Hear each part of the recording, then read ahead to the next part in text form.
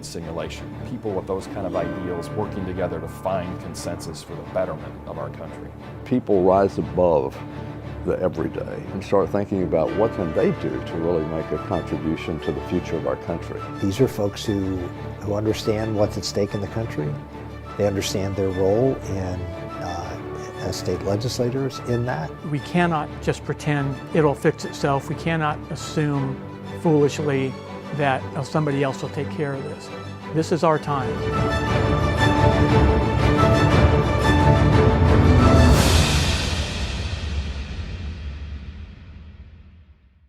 The Article 5 Convention Simulation.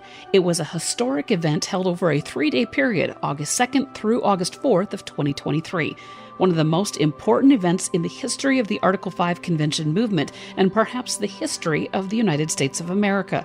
49 states gathered for the purpose of conducting a test run of a constitutional process that would fight back against D.C. tyranny. The Founding Fathers gave the states this process to use as a check and balance. One of the most significant checks and balances in our federal system is this one. The abuses by the federal government have awakened many people to political threats. The most important responsibility of state legislators now in America is to protect us from the profligacy and also the just imperious behavior of the federal government. We have parental authority that the founders gave to the state legislatures to supervise the child, that is the federal government, and say, you can't abuse your power.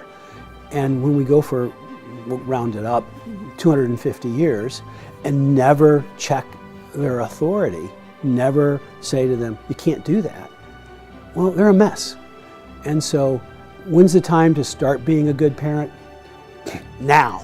I think this is needed more than ever, and I'm excited that the American people are going to get a glimpse of what it looks like, how it works, and how it can really resolve the major dysfunction we see in the country today. Where we can do a practice run, a dry run, familiarize ourselves with the process. That shows the states are willing to come together and make the effort to reunite the United States. Over 100 commissioners arrived in Williamsburg, Virginia on August 2nd for the start of the simulated Article 5 convention, which ran through Friday.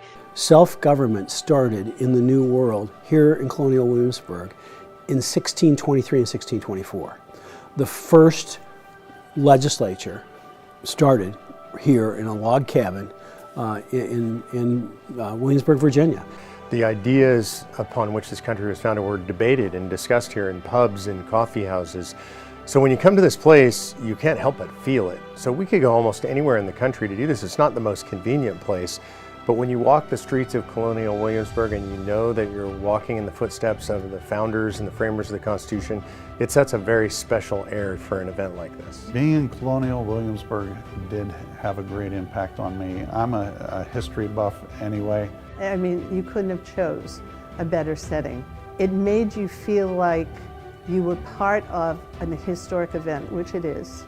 The significance of being here, and when we had the procession with the fife and drum, it throws you back in time in your mind, and it was a great experience. On Thursday morning, Louisiana's Woody Jenkins and Senator Jason Rapert of Arkansas were elected president and vice president, respectively. Everything that's been passed heretofore, amending the Constitution, has had to be approved by the Congress. And there's very few changes that have been made. But what if Congress is the problem? What if it's impossible to make the changes you need? Because remember, you need 2/3 vote of both houses.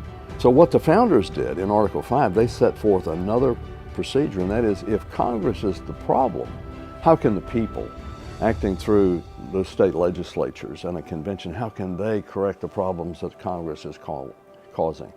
And that's what we're really talking about at this convention. That's why it's so important. Some people will say, well, we shouldn't do it in such a divided time. I say this is how you heal the division. One of the reasons that we're so divided as a country right now is because Washington, D.C. does so much stuff. And if D.C.'s doing it, we know as a divided country, half the country is going to be angry. If Democrats are in power, Republicans are going to be angry, and vice versa. So by holding a convention of states, the idea is draw the power away from Washington, D.C., return it to the people in the states then decide most issues for themselves. And when that happens, we'll get along a lot better because we don't have to fight about what's going on in Washington, D.C. You poll the nation, you see how important it is and how much agreement. It doesn't matter if you're Democrat or Independent or Republican, you know there's a problem. So the states are really the last check on federal power, and if we don't exercise that power, I don't believe that Congress will change.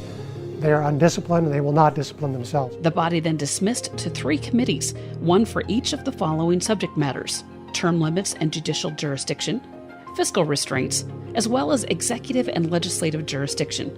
These committees considered hundreds of submitted proposals. So even though I'm sure they're going to talk about and debate a lot of different ideas in each of those committees, they're going to have to narrow it down to the 3 that the committee deems most important. The question is, what exactly will those proposals look like? What will the details be? Well, we were on term limits. I was on term limits, and it was a lot of open discussion, a lot of great ideas and amendments and things like that. And it seemed that, people piggybacked on the good ideas and brought them forward. Agencies that we were talking about before, promulgating rules that the states and the Congress never have a vote on. That would go away as far as them sending down edicts to the state.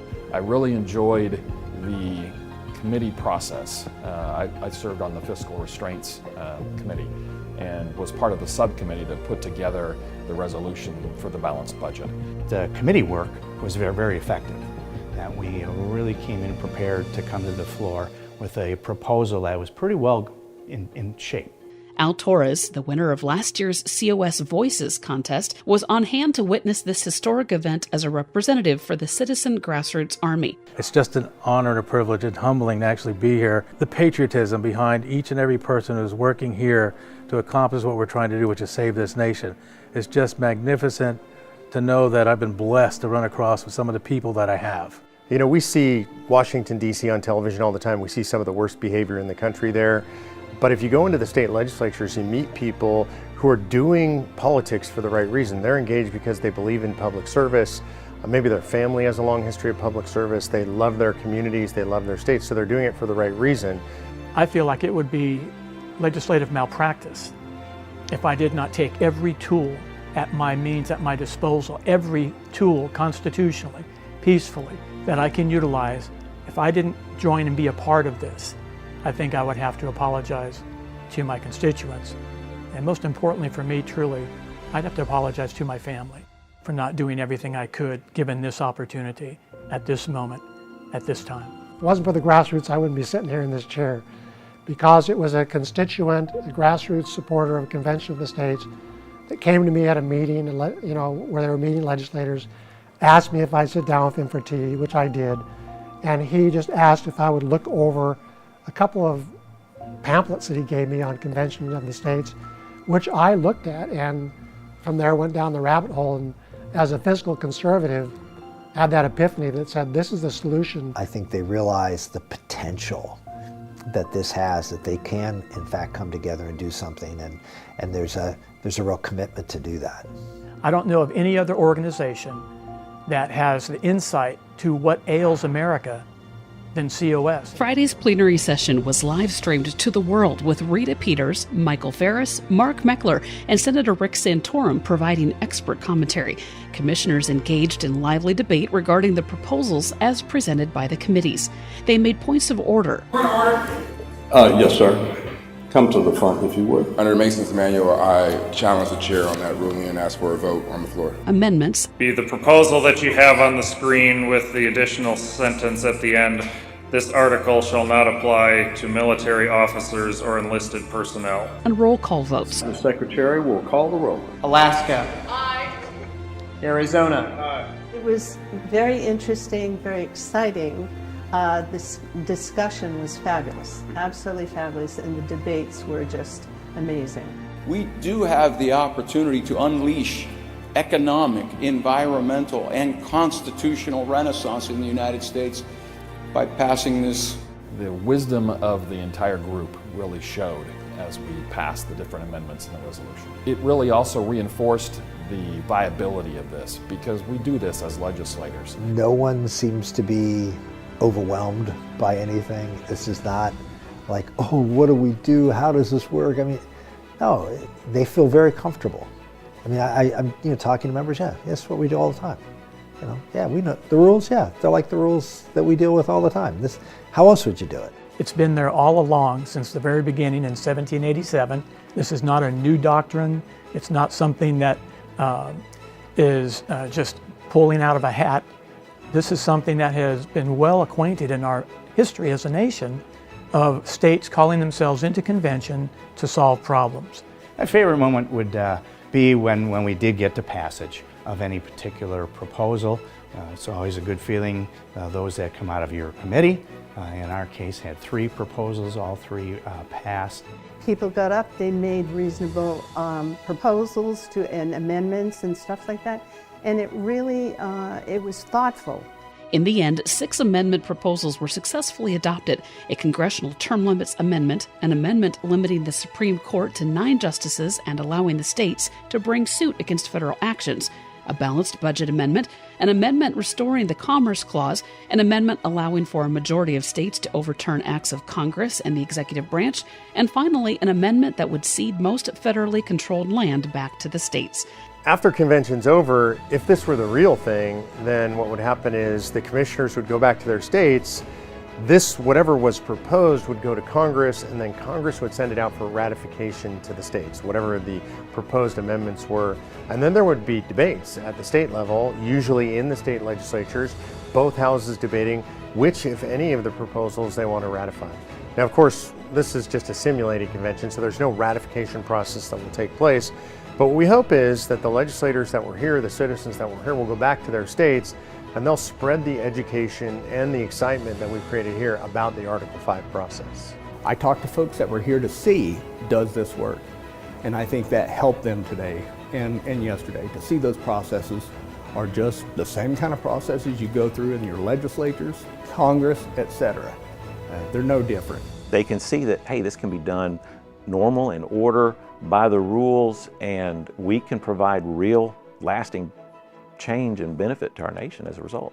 And that confidence, I think, is something that I can take back to my state as we've looked at this over a number of years and try to instill within them that same confidence in the process, that it can work, that it does work. The only part of a simulated convention that you can't simulate is the amount of time that people will spend on this and the wisdom that over time, as you massage issues and you spend time on them and you work them, that you begin to see this block of marble turn into the to the Pietà, right?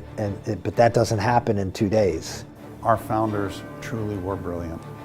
It was evident in what we experienced here.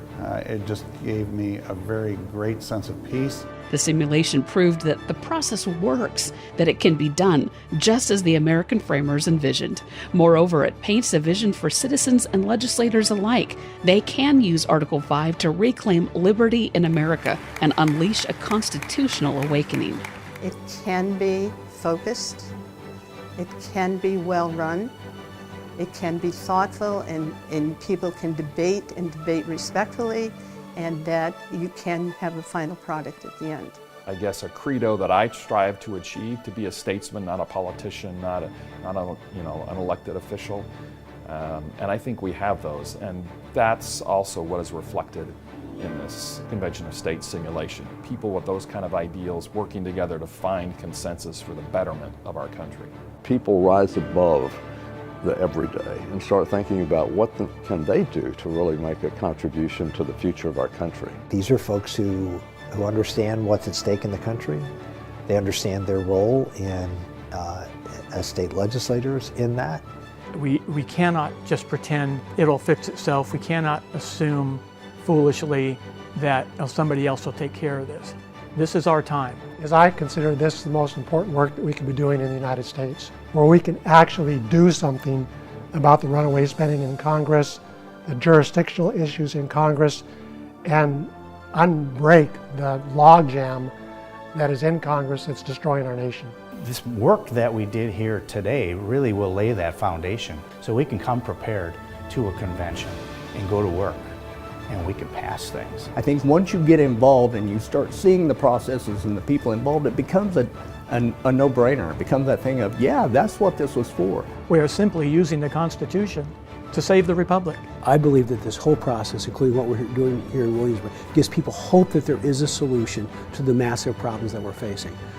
If you only talk about the problems and you don't have a solution, shame on you. This is a solution, as we've said for years, this is a solution that is as big as the problem.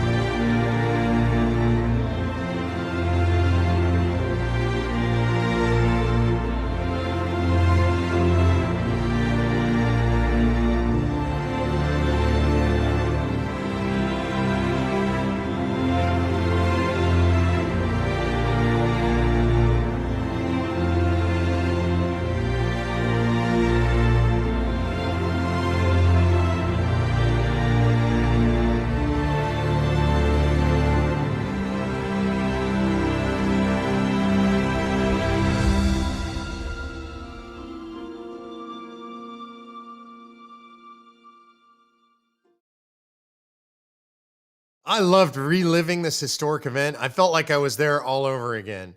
I hope you enjoyed it as much as I did, and I hope you know that we're actually just beginning to see the impacts of this event, and as it spreads around, we're going to see more and more. So play your role in helping to spread this around.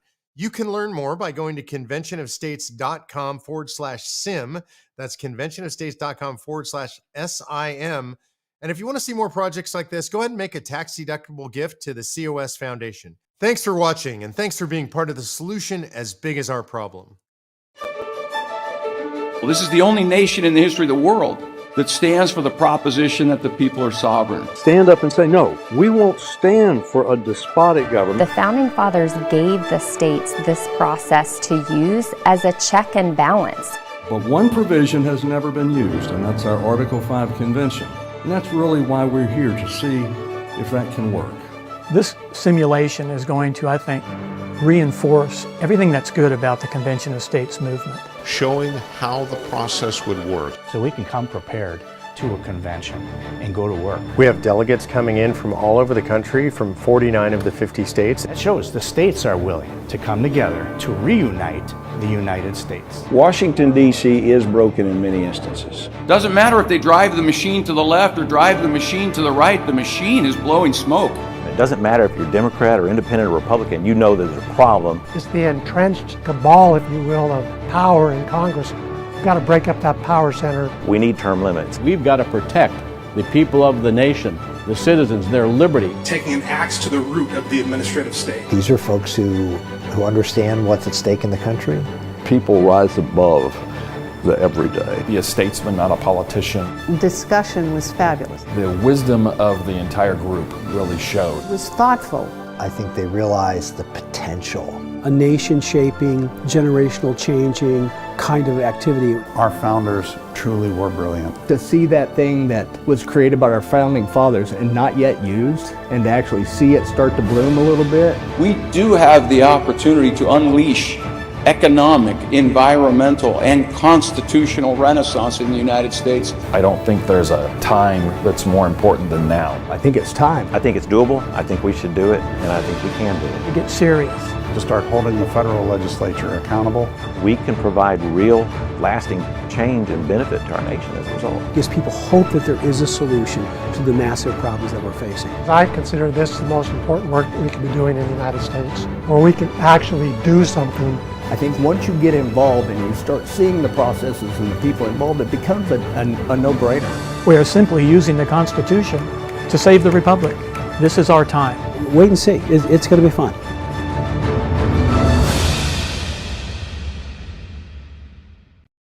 It was very interesting, very exciting.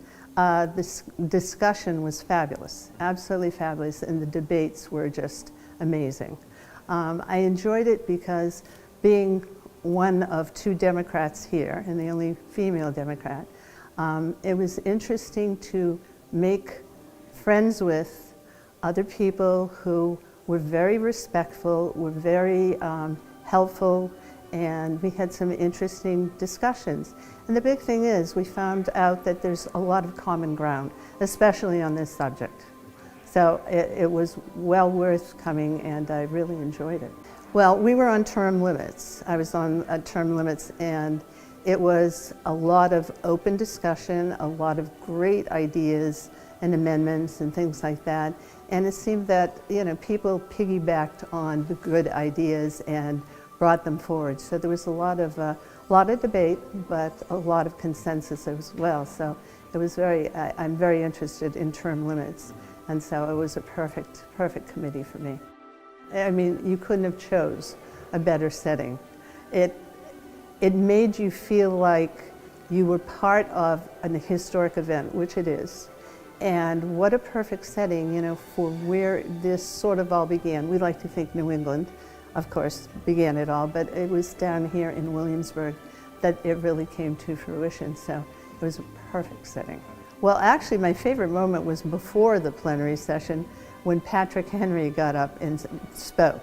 He was just amazing, and you could really feel, it was almost like you were there back in the 1700s, listening to the arguments and the passion and the ideas that were put forward on how to conceive a new nation. And that was really exciting. If people really understood the process and how long it takes, look at the Equal Rights Amendment, you know, and three states were short, but it took decades just to get it to where it finally came. Unfortunately, it didn't get passed. But I think people are fearful that it's going to be done overnight, and all of a sudden they're going to lose the Constitution the way they know it. And I think we have to learn to deal with the fear. I think just the way the flow went, because people got up, they made reasonable proposals and amendments and stuff like that. And it really, it was thoughtful.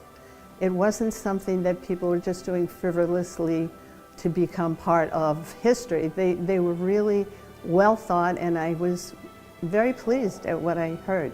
I think that people will see that It can be focused, it can be well run, it can be thoughtful, and people can debate and debate respectfully, and that you can have a final product at the end. I can tell you from firsthand, it can be done, it will be effective. So I think there are people who've never even heard of it that are going to see this and be impressed, and I think that builds enthusiasm. This is the defining moment and the last opportunity to get our republic right. We need a solution as big as the problem. Well, I'm a returning alumnus. I had the good fortune of being invited to the 2016 simulation. And I made a promise to myself then, if they ever did that again, I would do anything in my power to participate. This simulation is going to, I think, reinforce everything that's good about the Convention of States movement, of how to rein in an out-of-control, obtuse federal government, how to put fiscal restraints on a federal government that refuses to do it itself. This kind of enforcement of common sense legislative initiatives has to come from outside of Washington. It's not going to be intrinsic to Washington, D.C., and the Convention of States provides that path. It's been there all along since the very beginning in 1787. This is not a new doctrine. It's not something that is just pulling out of a hat. This is something that has been well acquainted in our history as a nation of states calling themselves into convention to solve problems. And the great wisdom of the founders, they put in Article 5 two ways to amend the Constitution. One that we're very familiar with through Congress, and one that we're getting more familiar with through an Article 5 Convention of States to propose amendments. Well, certainly the federal government is much more dysfunctional today in 2023 than it was in 2016. I wouldn't have thought that possible in 2016, but here we are. We've got runaway spending. We've got a federal government that has been hijacked by a political party, a political interest group, to penalize its opponents and stifle free speech, free opportunity, and really free elections. So there's not much room before we go over the cliff. We're backing up to the cliff behind us. Congress doesn't even look around to see where they are. I don't think they even know, for the most part. So it's going to be up to the states. When I first got involved in political action, I was convinced that Washington, D.C. was where you needed to make the impact. But I will tell you, over the last several decades, and in my 11 years currently of serving in the State House, I know now that it's the states where things are going to happen. It is the states that will answer the call, I believe, of Article 5 and rescue our nation from a very premature end, I believe, at this point. Now, regarding the Founding Fathers, that first question of what do we think they would do today or what they would consider today, they fled. They fought against, and they freed themselves from an overbearing, obtuse national government under the King and the Parliament of England at the time. So they would not be inclined to go back to that. And their wisdom in putting this, call it an end run mechanism in Article 5 around an obtuse federal government, they knew that someday government in its nature is to get bigger and to grow. Having a little bit of government's like being a little bit pregnant. It doesn't get smaller. And what they knew they needed to do was put some kind of path in the possession of the states, because it was the states that were creating the national government in America. The national government did not create the states. The states created our federal government, our national system, through the Constitutional Convention of 1787. And they knew that eventually there would come a time where the federal government would be tone deaf or too big to even listen to any kind of challenge to its authority, to put in place a mechanism that a significant majority, 2/3 of the states, feeling that things were going in the wrong direction, could initiate a call for a convention to propose amendments. If you have in your family a drug-addled family member, a father, a child, a cousin, you would do everything you could possibly do to help them get free from that, because you know they can't do it themselves. It has to come from outside. And that's what we're trying to do with the Article 5 Convention of States. It has to come from the states. It will not come from Congress. It will not come from a president. It has to be organically driven by the volunteers, and I think we have the absolute best volunteers in any organization in Convention of States nationwide. I'm going to give a plug for the folks in North Carolina. They are far and above the finest people I have met in political action and in concerns about government. I don't know of any other organization that has the insight to what ails America than COS. If you do term limits, that's good, but if you leave unrestrained federal government in charge and a runaway spending, then you've not solved anything. You've just put different hands. All you've done is shuffle the legislative deck, when what we need is to take a bunch of cards out of the deck, get all those jokers, so to speak, out of Washington, D.C., out of that deck of cards. There is a great deal of significance in being here in Colonial Williamsburg. This is like a time travel experience, just walking down the street of Duke of Gloucester. My wife and I were out last night walking together. We were going to go out this afternoon and do a little bit more. And it's a great place to be inspired to do something exactly like the Convention of States. Something so based and rooted in our Constitution, something that the founders, who we only know them by their words, by the things they have left for us in speeches and writings and things like that. It's a way of, I think, of channeling some of that wisdom from the founders into today's political landscape and solving a big set of problems that we cannot ignore. We cannot just pretend it'll fix itself. We cannot assume foolishly that somebody else will take care of this. This is our time. And as a state legislator, I feel like it would be legislative malpractice if I did not take every tool at my means, at my disposal, every tool constitutionally, peacefully, that I can utilize. If I didn't join and be a part of this, I think I would have to apologize to my constituents. And most importantly for me, truly, I'd have to apologize to my family for not doing everything I could given this opportunity at this moment, at this time. What I would like to see as an addition maybe to the conversations that we'll have is the necessity for balanced budgets. Balanced budgets are generally honest budgets. Imbalanced budgets are dishonest, are inherently dishonest and deceptive. What we need to do is put before the American people, and I think this is another great aspect to Convention of States, we are going to have a national civics lesson as Convention of States goes forward.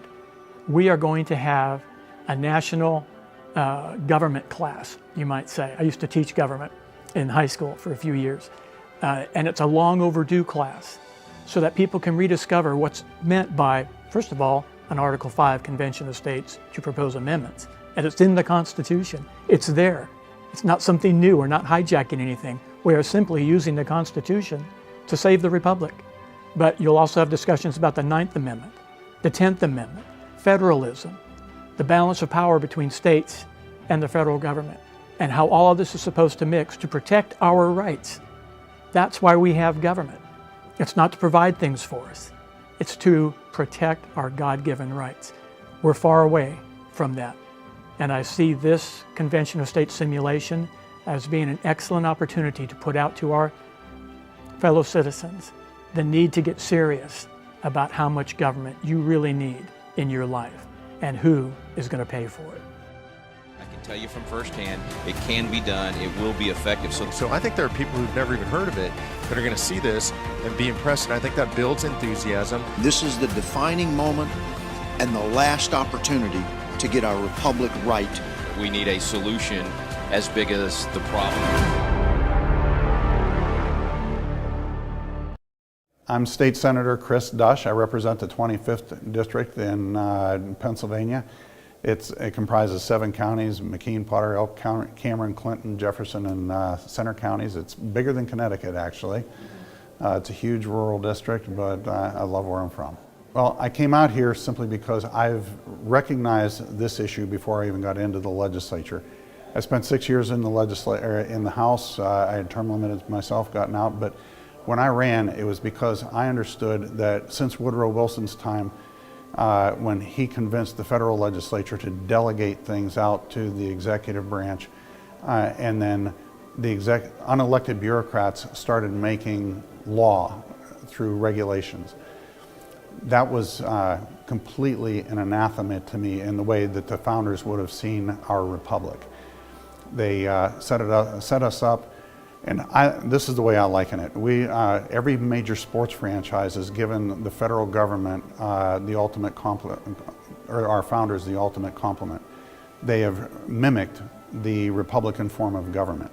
You have the franchise owners, that's we the people. You have the Rules Committee, selected out of the people. That's the legislature. The legislature sets up the rules for the field of play, and that's the law. Then the players and coaches are the executive branch, and the referees are the umpire, or the judges. If you have the players and coaches colluding to change the law and change the rules on the field of play, you're going to have chaos on the field, on the sidelines, in the stands, and more importantly, in the owners' boxes. And we've started to see that over and over again. And when the legislature sits back and say, that's a separation of powers issue, there's nothing I can do, my response to the Speaker of the House, whom I ran against back home, and was that what the legislature giveth, the legislature can take us away. The countermand amendment, which we passed here today, would be a great first start if we were to give that ability to the state legislatures to start holding the federal legislature accountable. It would be a great start at reining in the federal bureaucracy. People keep throwing up this idea of a runaway convention. Our founders were very much aware of the type of people who would come here, and I've seen that over the last 2 days with the people that I've been with. They are people who care very much about the Constitution and what our founders have given us. And the people who will actually come here have come here prepared for this, and we were in a very compressed time frame. But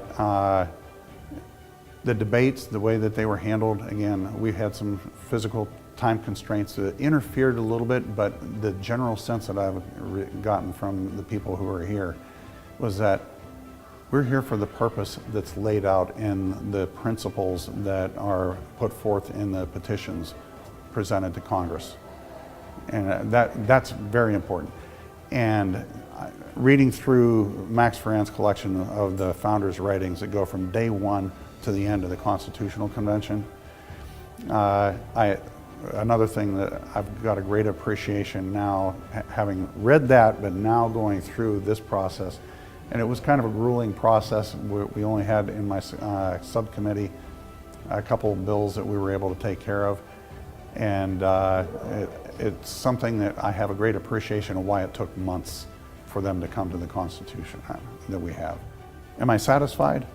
Absolutely satisfied. We never get everything that we want in legislation, and I'm sure that the founders felt the same thing coming out of 1787. Boiling it down to one moment, I would have to say it's seeing the first pieces of legislation, or the first proposed amendments, getting finalized and approved. It's showing that the system can work. The best thing I've learned here is that our founders truly were brilliant, and that it was evident in what we experienced here. It just gave me a very great sense of peace, and also a very great sense of the magnitude of the intelligence that was there and utilized. And I'm sure Almighty God's hand in it as they were debating and going through this convention. Being in colonial Williamsburg did have a great impact on me. I'm a history buff anyway, and Pennsylvania's capital is filled with portraits, history, scripture, and our founders that were from here in Virginia were just as great of players as, prior to the Constitution, but with William Penn and the Great Law, which was much quoted during the Constitutional Convention. The import of our history, I think we definitely need to teach that more and more to our young people and get that information out. This the significance of being here, and when we had the procession with the fife and drum corps down to dinner last night, it throws you back in time in your mind, and it was a great experience. We've shown here the brilliance of our founders. We've shown here the dedication of the people who believe that, believe in the brilliance of the founders, believe in the core concepts of the Constitution and the Republic. When we get those types of people together, we can accomplish some great things. And where you have bureaucrats usurping the sovereignty of the people and the legislature, their rules committee, we need to finally pull that back. And every time that we've gotten close in the past, most of the amendments that have come to the Constitution have been because the states were threatening Article 5, Clause B. And the federal legislature doesn't want to see us exercise that right.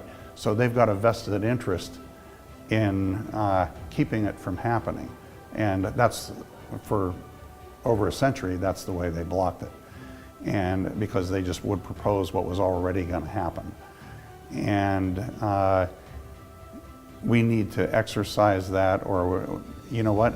I would be happy if just having the threat of all the states coming together to put these bills forward, if Congress wants to go ahead and put those things out, fantastic.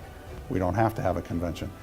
But if even just having the threat over Congress's head to do it, whatever gets us there to rein in the federal government where it's getting out of control, I'm all for it.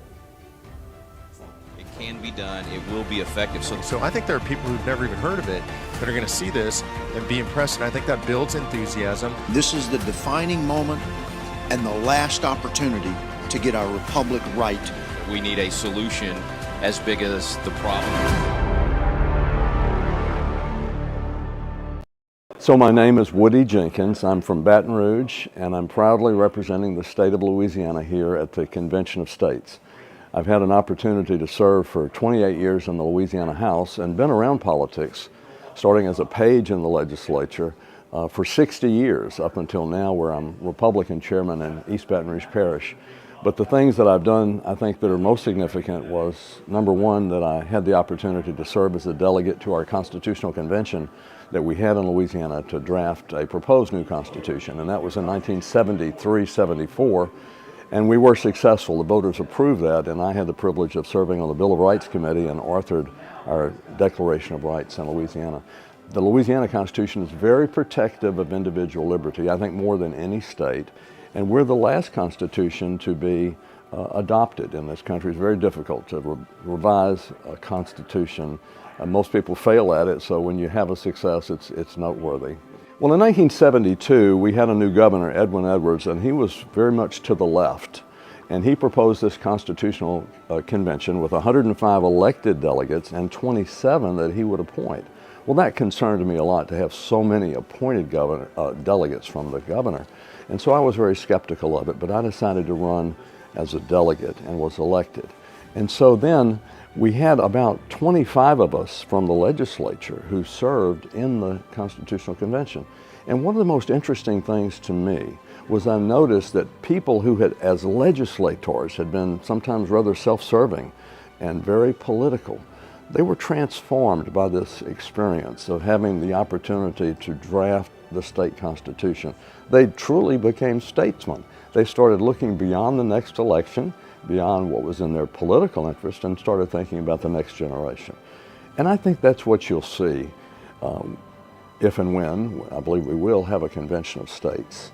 I think you'll see this, that people rise above the everyday and start thinking about what can they do to really make a contribution to the future of our country. I think a convention of states could make a real difference. Now, bear in mind, 34 states have to call for a convention and 38 states have to ratify any of the work. So you're not going to pass constitutional amendments that are just for Republicans or Democrats. You know, it's going to, with 38 states, that means that you're going to have red states and blue states legislatures from all of them approving any work of a convention. So, and we have to keep that in mind. It's not necessarily to get all the things I would want, but we have to think, what would our country be able to accept? An example of that, a proposal that I'm very much excited about, is to change how a bill becomes a law. Remember this, the Constitution's been around over 200 years. To me, our founding fathers and the delegates there were divinely inspired. I really believe that. But on the other hand, we do know there are flaws. There are things that can be improved. How a bill becomes a law is an example of that. Right now, the way it works, because there's no requirements otherwise in the Constitution, every bill can be like the kitchen sink or Noah's Ark. It can have everything from we're going to regulate whaling to change Social Security to raise the income tax to regulate or eliminate gas stoves, all in one bill. This is why you have these 3,000-page bills. And so it destroys accountability. Congressmen have to say, well, I voted for this bill, it has gun control in it, I'm not for gun control, but it has this gun control feature, but it also had the general appropriations for the military, so I had to vote for it. So that means you can't ever hold anyone accountable. So the proposal actually that I'm offering, and others are too, is to say that every bill introduced into Congress had to be limited to one object.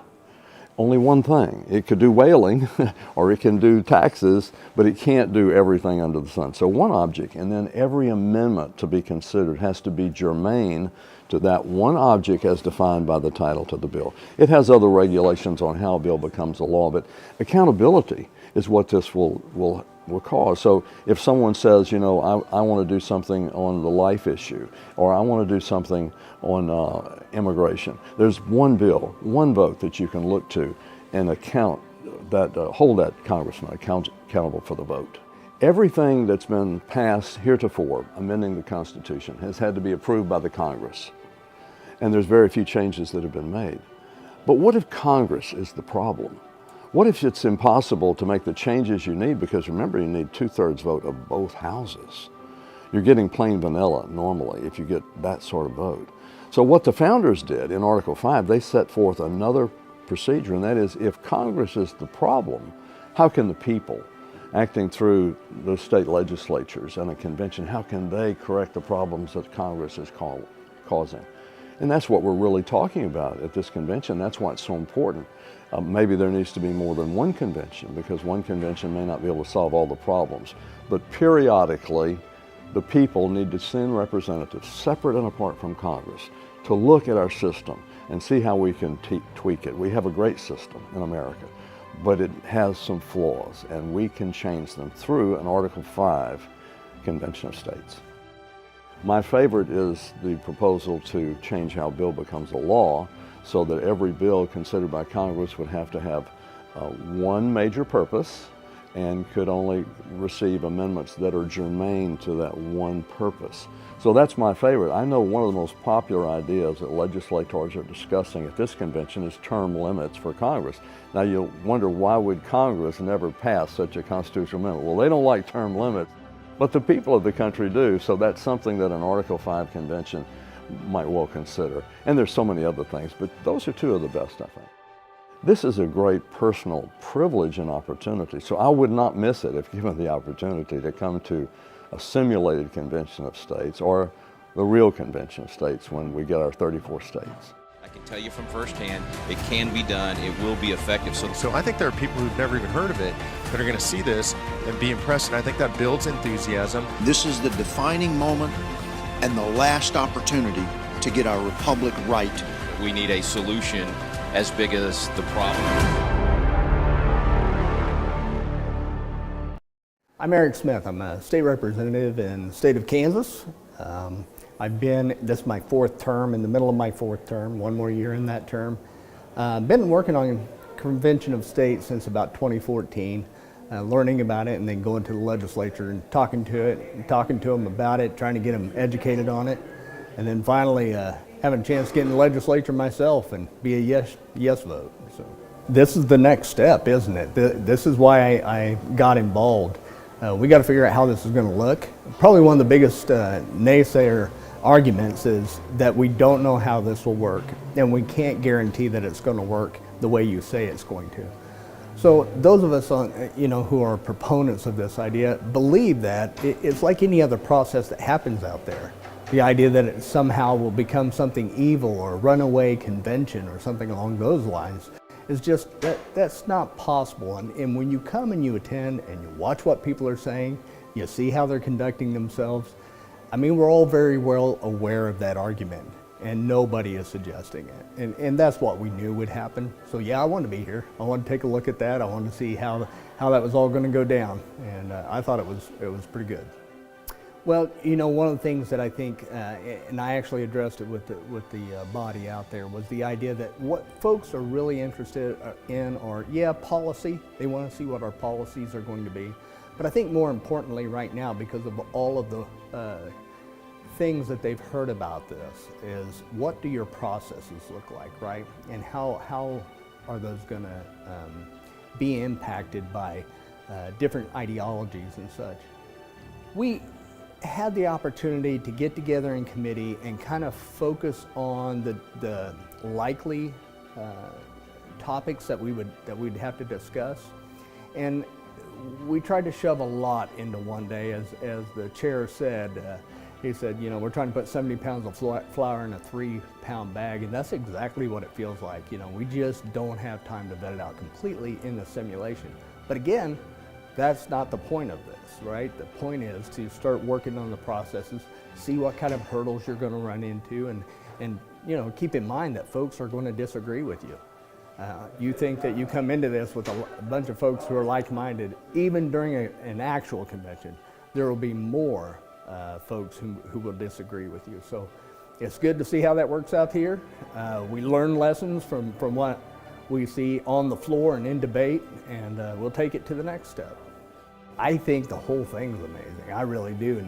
And I think, maybe I'm a nerd. I get that, and I often profess to folks I'm a history nerd, right? So to see that thing that was created by our founding fathers and not yet used, and to actually see it start to bloom a little bit, and thinking about all that, is it a surprise? It's more of an epiphany, right? Yes, this is what it's going to look like, and it's okay, and I don't want to oversell that part, but it does seem that it's very important that we got a little bit of what we expected and a little bit of what we didn't. Big surprises, none. So being in Colonial Williamsburg, right? So yeah, being that history buff, that history nerd, whatever you want to call me, it means something. You're walking down the streets, you're seeing those cobblestones, you're seeing those shells on the side, that culture that would have existed, at least in some part back in that time. Yeah, you can't help but kind of be nostalgic about it and wonder, did our founding fathers ever expect that 200 and some years later we would be doing this with that memory of all that happening? So yeah, I think my favorite moment of the convention would have been my delegation. We weren't guys who hang out a lot together, so coming into it and wondering how that chemistry is going to work, I think it's great to see that, because even within your own delegation, never mind what you do with all the other folks that don't know you, but you've got to have some method of communication. So I suppose my favorite moment was when I realized that we were all okay with how we were handling business. You realize that each of us are battling the same battles. And so you get into a bit of a rhythm, and I was glad to see that. I was the chair for our delegation this time, and to have those guys work with me and understand what my hurdles were. I guess I know people would expect something different, but that's probably my favorite part of it, yeah. Do I think it's time for us to bring on the Convention of States in actuality under Article 5 and follow the rules? Yes, I do. Now that being said, I know that it's going to have to be brought up by the proper numbers of states, and we're getting there. Kansas is struggling a little bit to get to there, but we are going to end up doing this. I know that we are, finally, and I do. I think it's time. I think we put this out here just for a recurring education to folks that it can be done. I don't think there's any doubt by any of us that were here that it would happen, that it could happen. And then, this is the way history goes. It doesn't happen quickly in 45 minutes with commercial breaks. We are going to have to meet this thing out. And so even once we get started, once it starts, we're not talking about 6 weeks and we're done. That's not likely to happen. This is going to be a long process. And the folks know it's going to be. We spent a day and a half doing something that probably would take well over 2 months to do normally. So yes, we got policy out there. It's more or less just symbolic policy. There's no way that we could vet what was actually put into it, and likely it would look a little different or a lot different actually done. So I think we all realize that, and maybe that's what you would wait on. We don't need to wait anymore. We know that these are the things. We were able to pass 6 pieces of legislation or policy simply because we all do have a like mind about what's going on and what could be fixed. It's not the fix all, but we do have several items that we know can fix some things, and so I think we're ready to do it. I think if you're actually interested in whether or not this process will work, if you're actually interested in finding progress through a process like this, yeah, I think this helps you. I think if you're just trying to move to a different process, something that's maybe more violent, more dynamic, you're not going to be convinced by anything we have to show you. So, do I think it declares that the naysayers are wrong? I don't know that it's that simple, but at least it gives them some idea that we are trying and we are addressing their concerns, and those arguments that they want to bring out and they want to say will stop the process. We have put out an example that it won't. That's what it's good for. Absolutely. I told you that I got involved in 2014. I was just a citizen out there listening to a radio talk show host. He brings up the idea. I'm on patrol late at night and I hear this idea and I'm like, what? I bring it up to another person. They said, well, if that were true, we would have already done that. And so that was kind of the thought process. That person is now the grassroots coordinator for Kansas.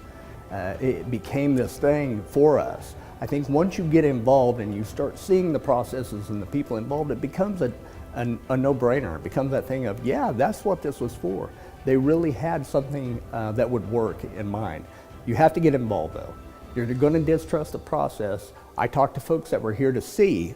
I mean, they were participating just to see, does this work? And I think that helped them today and yesterday to see those processes are just the same kind of processes you go through in your legislatures, Congress, etc. They're no different. It can be done. It will be effective. So I think there are people who've never even heard of it that are going to see this and be impressed, and I think that builds enthusiasm. This is the defining moment and the last opportunity to get our republic right. We need a solution as big as the problem. Because I believe in it, and I believe what's going on here, and I believe our nation's at that point where, we have a Congress that is unwilling. It's not that they're not able, they're just unwilling to do what needs to be done to put our country back on the right track. And I hope that my experience over the last 8 years serving in the Mississippi legislature, I was blessed to come and be a part of the simulated convention 8 years ago, or I think it was 7 years ago. And I hope that some of that experience I can bring it here and we can continue to fine-tune and try to serve as an example for the rest of the country that this is something that is real. It could be done, it can be done, it will be done hopefully, and that we'll actually get some real change done that Congress is unwilling to do anything about. Well, I think there's a certain energy that you get doing it in sort of the seat of our nation's history.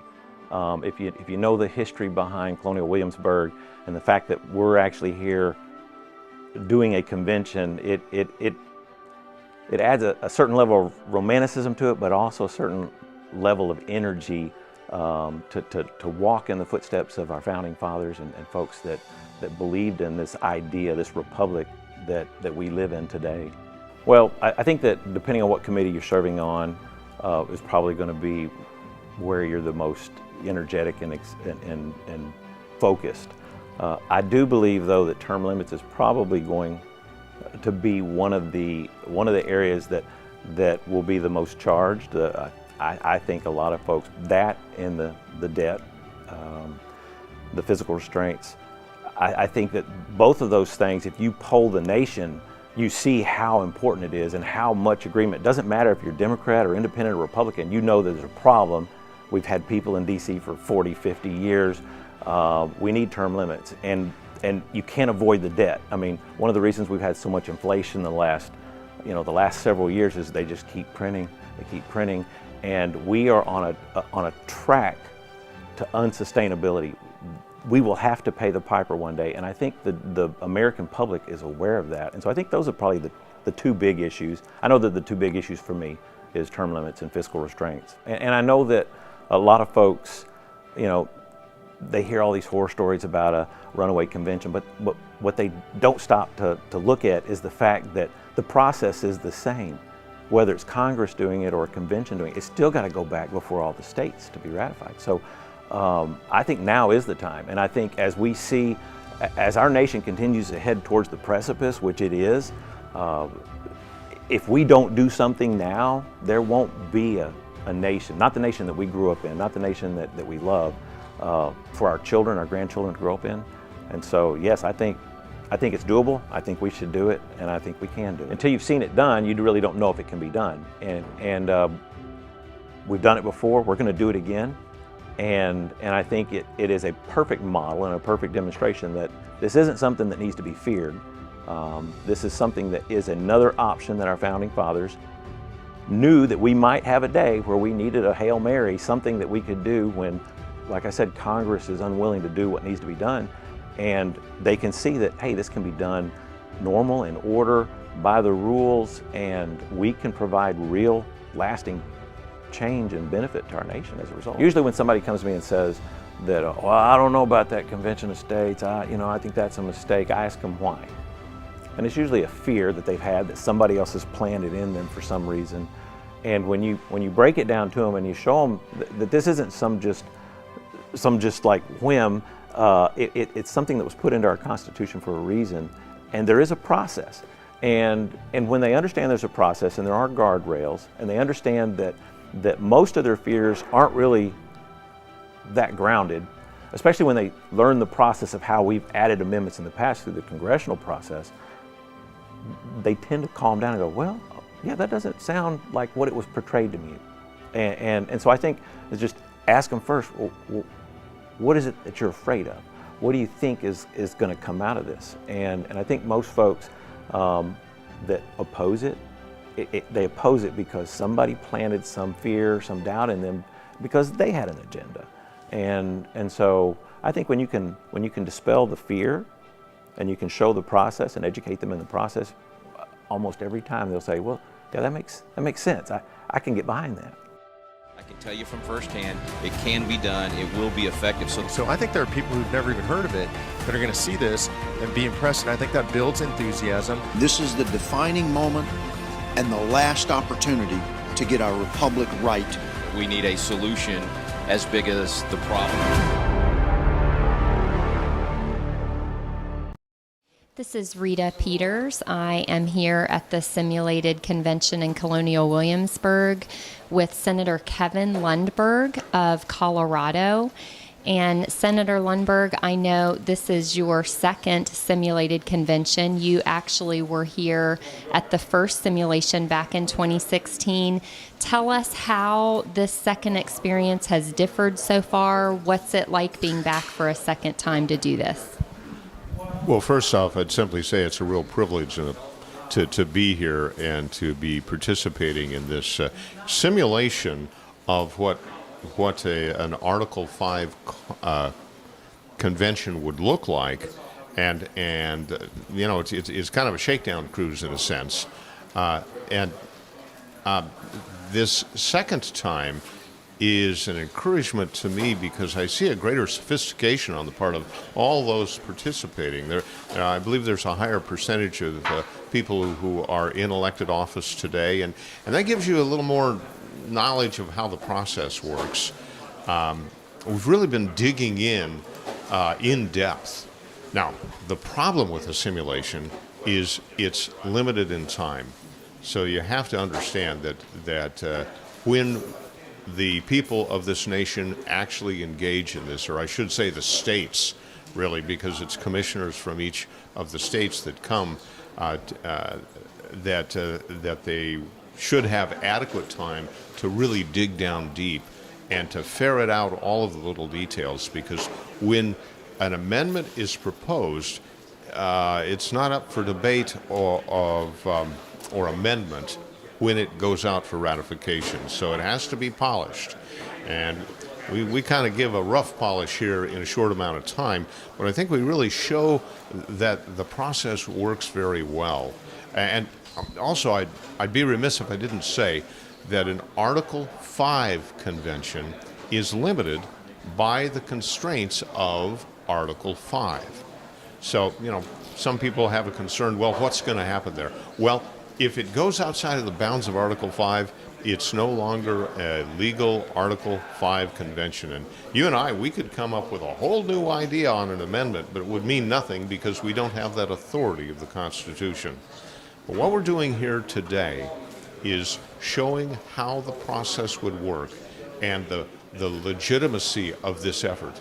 Also remember this, that any day Congress meets, they can propose amendments just in a day's time. They could, if they really had the desire to do it, and the motivation, they could snap their fingers and have an amendment out to the states within the day. Well, an Article 5 convention with the states is a much more measured, careful process that, as we know, takes years to put it all together.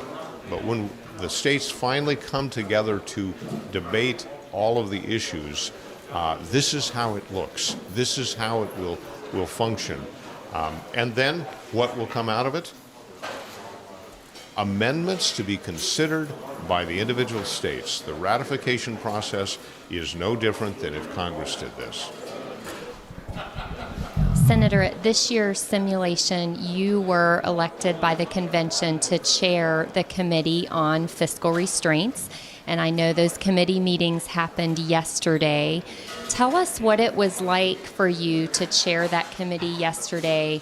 Was it hard to keep people on point? Was it hard to sort of prioritize what you wanted to do? What was it like? How did it go? Well, I would be kidding you if I didn't say that it was hard to do it all within one day, because there is so much. And the committee was over 40 people, so we had a lot of opinions, but everyone really took it seriously, and they treated it with the gravity that it deserved. Dug deep. We considered a wide range. My committee was the Fiscal Restraints Committee, so we're looking at how do you limit the dollars and cents that are being collected in taxes and spent, and all of the things that surround that. We could have gone on for weeks, and probably need to when the real thing occurs. So. If you're a commissioner, you better treat this as a commitment for a good long while to really get it done right. That's what they were trying to do yesterday in that committee meeting. And as a consequence, as I say, we covered a lot of things, but we ended up with one proposal, a very important one, though, because, yes, we prioritized, and we have a proposal to present to the entire convention today concerning a balanced budget amendment. I trust because we're having this conversation in the middle of the day, so we don't know the outcome of it, but I expect that the convention as a whole will take it seriously as well. And there will be an amendment or two or three or who knows how many, but it's an important, very, very significant element in the whole concept of how do you balance that structure of authority and power between the states and between the federal government. Well, you limit how much money the federal government has to spend on things, and you insist that we live within our means and balance our budget.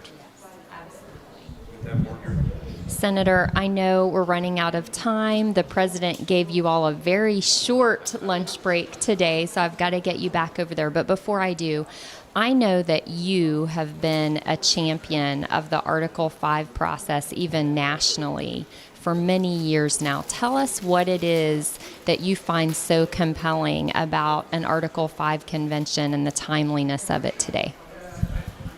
Well, I've served 16 years in the state legislature. I'm retired at this point from that. Term limits, which I do support, kicked in my state. But throughout my entire career in the legislature, I could see the imbalance between the federal government and the state's role in governance. And yet, when I read the Constitution overall, the principle of federalism is just throughout, a very important element. So Article 5 is actually constructed to give the states the authority they need. If you go back to Federalist Paper number 85, it was Alexander Hamilton that wrote it. It's actually the last one published. And he says within there, if the federal government, my words, ever got out of control and went beyond its scope of authority, we put this element within Article 5 so that the states could reassert themselves and rebalance that principle. That's why I've been such a fan of this and such an advocate, because I know from the perspective of a legislator that it's not balanced right now. And this is a high priority for us to move forward. Federalism is such an important principle for good government, and it is so much woven into the fabric of the American system of government. But we've got to correct the course, and that's what Article 5 is all about, and I'm thrilled with the commitment that Convention of the States has put in to really make it so. So, count me on the team.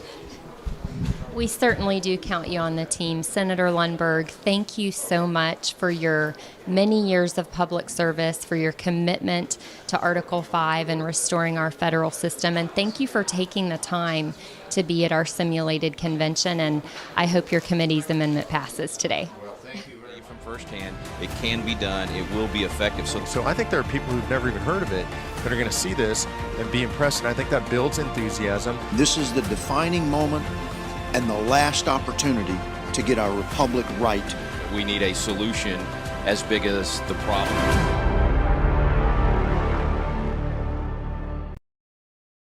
My name is Jim Casper, representative from North Dakota. My hometown is Fargo.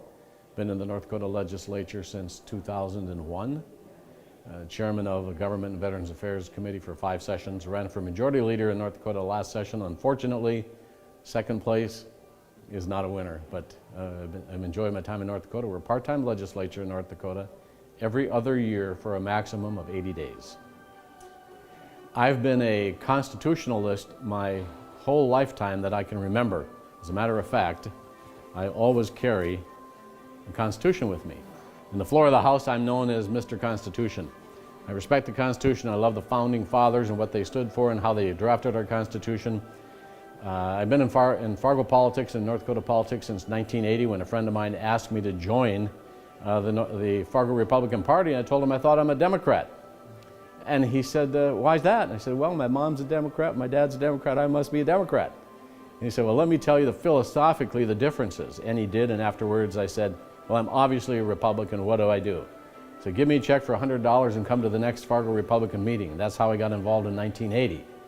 And at that time, you go back that far, we had more of a constitutional republic back then. But unfortunately, the Congress, Washington, the swamp, they've lost their way. And as time has gone on, I've become more and more active in the Convention of States movement. I've sponsored bills in the North Dakota legislature. We've actually passed 4 Convention of State bills in North Dakota from 2013 to 2019, came through my committee, and I was a sponsor of one of them, a co-sponsor of the other. And I was blessed to be able to be here in the 2016 convention. So I brought 2 of my new colleagues with me to enjoy the experience, to see what it's really like compared to the false criticism of there's going to be a potential runaway convention that's going to mess our Constitution up. So that's why I'm here. What was your experience like this time? It's very similar to 2016. The good news is there were more states represented. I think in 2016, I think we had 39 states. Now we had 49 states. The process is great. The only criticism I have is it's too short. You get into a day and a half actually convention, and you really can't flesh out everything that you should for the wordsmithing of the resolutions that we passed.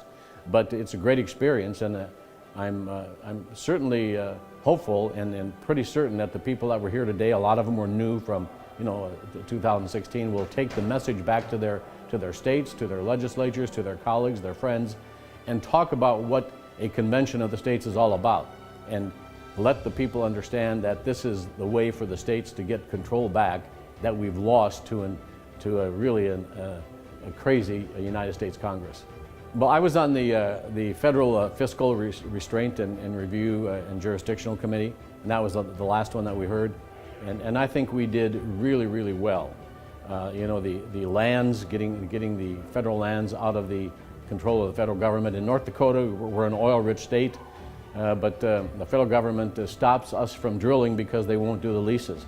As you heard some of the speakers say this afternoon, in some of the western states, they have trillions of barrels of reserves in oil and other minerals. They can't get at it because the federal government owns the land. So the federal government is holding the United States and the citizens and the states hostage. When you have a president who is out of control and out of balance, and you have a Congress, both the Democrats and the Republicans, and I'm a conservative Republican, not really looking at the Constitution, not really doing their job, the system is broken. So we have the opportunity under Article 5 to take control back in the states where the country began.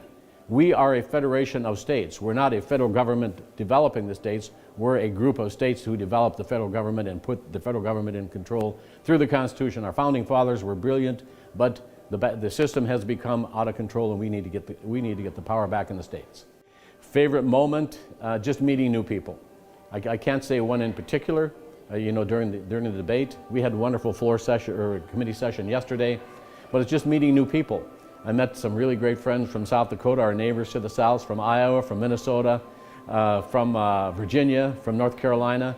There's wonderful people all over. I was so impressed with the intellect and the in-depth knowledge that so many of the speakers have, that they were sharing some of their experiences and some of the history of the Constitution.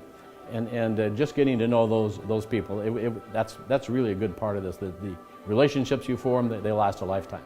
The argument of the naysayers against, they call it a constitutional convention. That's wrong. The convention is a convention of the states to come together, as we did the last 2 days, to debate and propose amendments to the United States Constitution. This convention does nothing but propose amendments. And the Constitution under Article 5 says that once we have this convention, then any articles that are passed out of this convention goes back to all 50 state legislatures, and 38 state legislatures, both the House and the Senate, must pass any one of those proposed amendments for it to amend the United States Constitution. Our founding fathers were very fearful of a federal government that would overgrow, overreach, and become too powerful. That's what we've got. At the end of that convention, they said, you know what, we've got to protect the people of the nation, the citizens, their liberty, by allowing them to call a convention of states through the state legislatures, and that's why they put in Article 5. So it's time. The argument about a runaway convention is really phony. It could never happen because the convention makes no decisions except recommendations. The state legislatures out of 38 states. Can you imagine that you would have a proposed amendment to the United States Constitution that did not make a lot of sense to get 38 state legislatures, both the House and the Senate of those 38 states, except Nebraska, who's only unicameral, have to pass it? So this is just a phony argument, but I'd love to have that debate anytime. The process is the way the process would be. There's great leadership here this time, as there was last time. But again, just the speed. I didn't quite remember that it went that fast, but it really goes fast. And then today, the process where Woody Jenkins had to move it along pretty fast because we were running out of time. I just wish we would have had more time to debate some of the issues, but other than that, no surprise, just good to see that the Convention of States movement is alive and well. It's been time for an Article 5 convention for maybe 20 years because of the mess we have in Washington, D.C. However, the Constitution under Article 5 has very strict guidelines. 34 state legislatures must pass a very similar, almost word-for-word resolution to be able to have a convention of states. So until the state legislatures wake up and get some courage. And the people of our nation need to be educated about what an Article 5 Convention of the States is all about. It's not going to happen. So the sooner the better, but we've got to get 34 state legislatures to say, let's come. Then we'll have one. It's time. It can be done. It will be effective. So I think there are people who've never even heard of it that are going to see this and be impressed, and I think that builds enthusiasm. This is the defining moment and the last opportunity to get our republic right. We need a solution as big as the problem.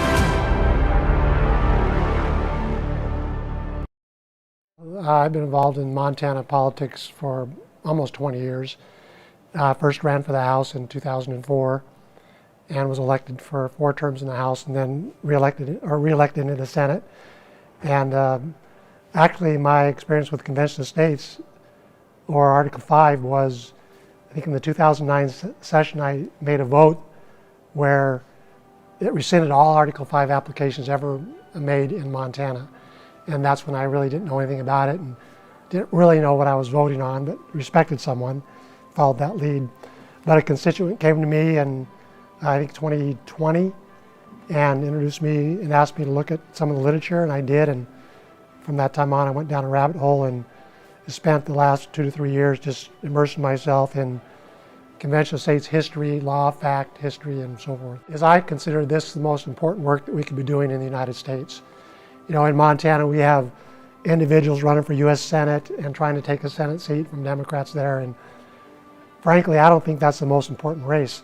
I think the most important races are legislative races, where individuals can actually vote on an Article 5 application to the United States Congress, where we can actually do something about the runaway spending in Congress, the jurisdictional issues in Congress, and unbreak the logjam that is in Congress that's destroying our nation. If you think that Congress is going to propose an amendment to truncate their power jurisdictionally or fiscally, you're living in an illusionary world. Congress is not going to mitigate their spending power, because with power to spend becomes absolute power. And so I don't think you're going to get an amendment out of Congress that's going to reduce their ability to spend money, because that's where their power comes from. So it's going to have to come from the states. So the states are really the last check on federal power, and if we don't exercise that power, I don't believe that Congress will change. They are undisciplined and they will not discipline themselves, in the words of Ronald Reagan. If you look at the U.S. Treasury and the budget, how we're spending money, frankly, by 2032, I think they're projecting $1.4 trillion of interest payments on debt, a debt in the neighborhood of $52 trillion. And you've got demographic issues that are working against you. So unless we get a control and handle on the fiscal issues, the country is lost. So I, in my mind, prioritize fiscal restraint, number one, then limit the power and jurisdiction of the federal government. I mean, frankly, federal government's telling you what kind of dishwasher you can buy, what kind of light bulb you can screw in your wall. You know, they're dictating all kinds of ridiculous things. If you can buy a gas range or an electric range. Those may be irritating, but when they begin to dictate to you your health care and the things that are a matter of life and death, they've gone too far. And so that would be a big priority too. I don't know if you've got to address both those issues in my mind, and I think term limits help us get there. You know, term limits doesn't term out necessarily the rank and file, because they don't serve that long. It's the entrenched leaders, the cabal, if you will, of power in Congress. You've got to break up that power center. My financial background gives me a lot to add to the financial discussion of fiscal restraint. And plus, having been a student of the Constitution for nearly 20 years, and you do things like tour around with Rob Nadelson for weeks on end and visit with him a lot and pick his brain. You know, he's just one of the best intellectuals we have on Article 5 and the Constitution generally. So I think just bringing that background of a good understanding of constitutional issues, a good background of financial intelligence, because frankly, just like you can't run a household on credit forever, you end up borrowing to pay your interest. The United States government will be in a similar situation. And who will lend to us? When you're paying more interest on your debt than you're spending on national defense, is China going to lend you money for national defense? I don't think so. People can go online and they can watch the process. They can see that we're following a common set of rules that have been used for centuries in previous conventions of the states that we've seen from the early, late 1700s, 1700s, 1800s. We've had these conventions before. We're following a set of rules that's been used before. We're proposing amendments that are, done over a couple days really here. So they're not the kind of amendments probably that, you do months of preparation for, but they give people the idea of the restraint on fiscal power, jurisdictional power, and term limits that can be drafted that make good sense, that if implemented in some future convention of the states or something like those, can get out and get ratified and change the course of history. So I think it's just a good place to go back to our roots and say, hey, we drafted a constitution that's governed this country for 240 some years. It had an article in it that allows us to revise it from time to time when you have exigent needs.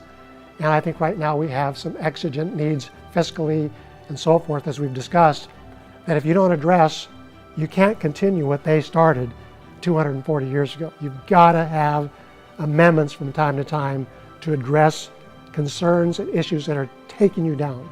If it wasn't for the grassroots, I wouldn't be sitting here in this chair, because it was a constituent, a grassroots supporter of a convention of the states that came to me at a meeting, and where they were meeting legislators, asked me if I'd sit down with him for tea, which I did, and he just asked if I would look over a couple of pamphlets that he gave me on conventions of the states, which I looked at, and from there went down the rabbit hole, and as a fiscal conservative, had that epiphany that said this is the solution, and state legislators like myself have an obligation and an opportunity to address these issues. And if the state legislature doesn't address it, as I said earlier, Congress will not. They just will not. Yeah, I think that's the purpose here, to have legislators like myself come from all over the country representing the states, where we can do a practice run, a dry run, familiarize ourselves with the process. I think it's an ideal place to do it. I think the concept is germane to what we're trying to accomplish. It gives skeptics an opportunity to look and say, hey, this is a process that's been done for hundreds of years. It's a process that legislators can come and do, and it works. And that's my hope. I can tell you from firsthand, it can be done, it will be effective. So I think there are people who've never even heard of it that are going to see this and be impressed, and I think that builds enthusiasm. This is the defining moment and the last opportunity to get our republic right. We need a solution as big as the problem. Sure. My name is Todd Lakey. I'm a state senator from Idaho. I represent Legislative District 23, which is kind of a mix of rural federal lands and also some of the more populated areas in the Treasure Valley. Well, I wanted to travel here to Williamsburg because of the importance of what we're doing. In Idaho, we're really an independent group of people. Out west, we believe in states' rights and the 10th Amendment. And that's really what this Convention of States is about. We recognize that the federal government has really grown beyond what we think is appropriate and what our founding fathers intended. And this is an opportunity for us to assert those states' rights in a way that was given to us by our founding fathers and their inspired wisdom. Tell us your experience. What stood out for you? Boy, a lot of things stood out for me at this simulation. I really enjoyed the committee process. I served on the fiscal restraints committee and was part of the subcommittee that put together the resolution for the balanced budget. And that process, it was great to see people, we all had that same feeling in our hearts, that same desire to assert states' rights, but we have different perspectives about how to do that.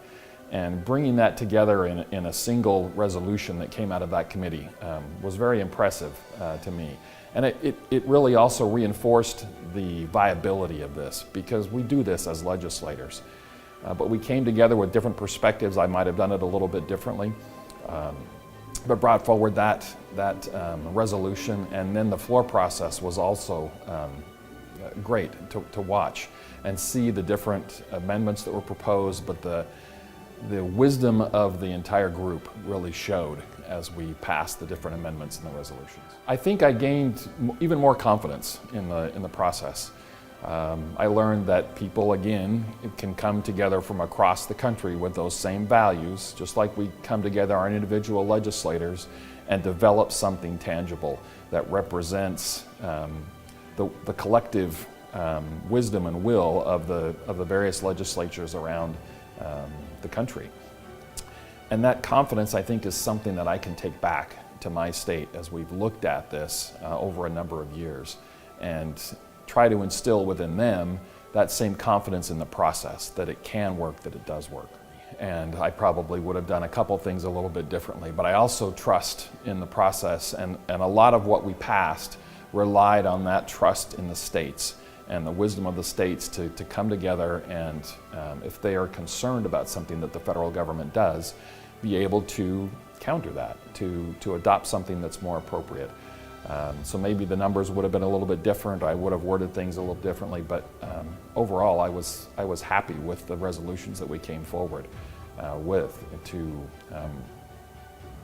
better, to give the states back the federal lands, to rein in the Commerce Clause, the balanced budget, the Supreme Court. All of those things were great resolutions and amendments. Just when we first went in and passed that first resolution to say, okay, the committee has come together, they've made this recommendation, the floors had amendments, we went through those amendments, and the first one passed.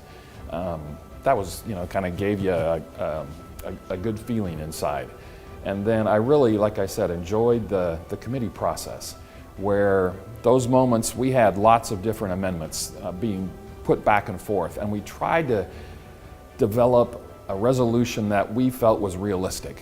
This is a simulation. We're dealing with a very compacted time frame, but we wanted to pass something that we felt was ratifiable, and keep that in mind, what the big picture is. At the end of the day, we need to get that many states, the supermajority, to ratify.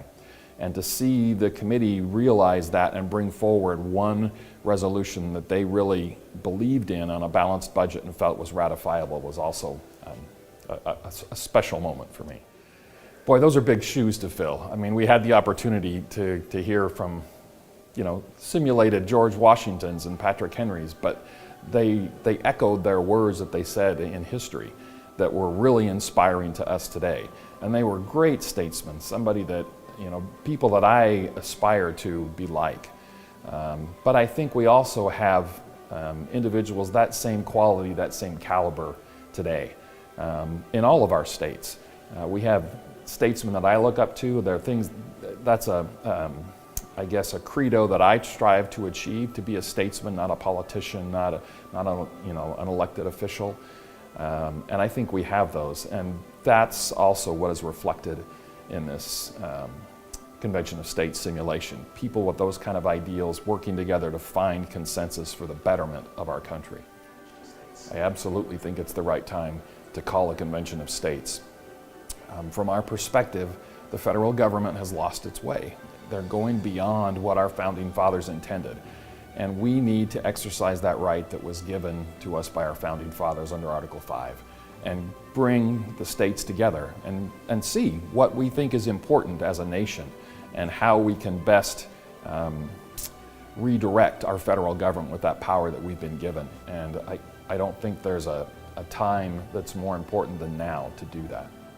I can tell you from firsthand, it can be done, it will be effective. So I think there are people who've never even heard of it that are going to see this and be impressed, and I think that builds enthusiasm. This is the defining moment and the last opportunity to get our republic right.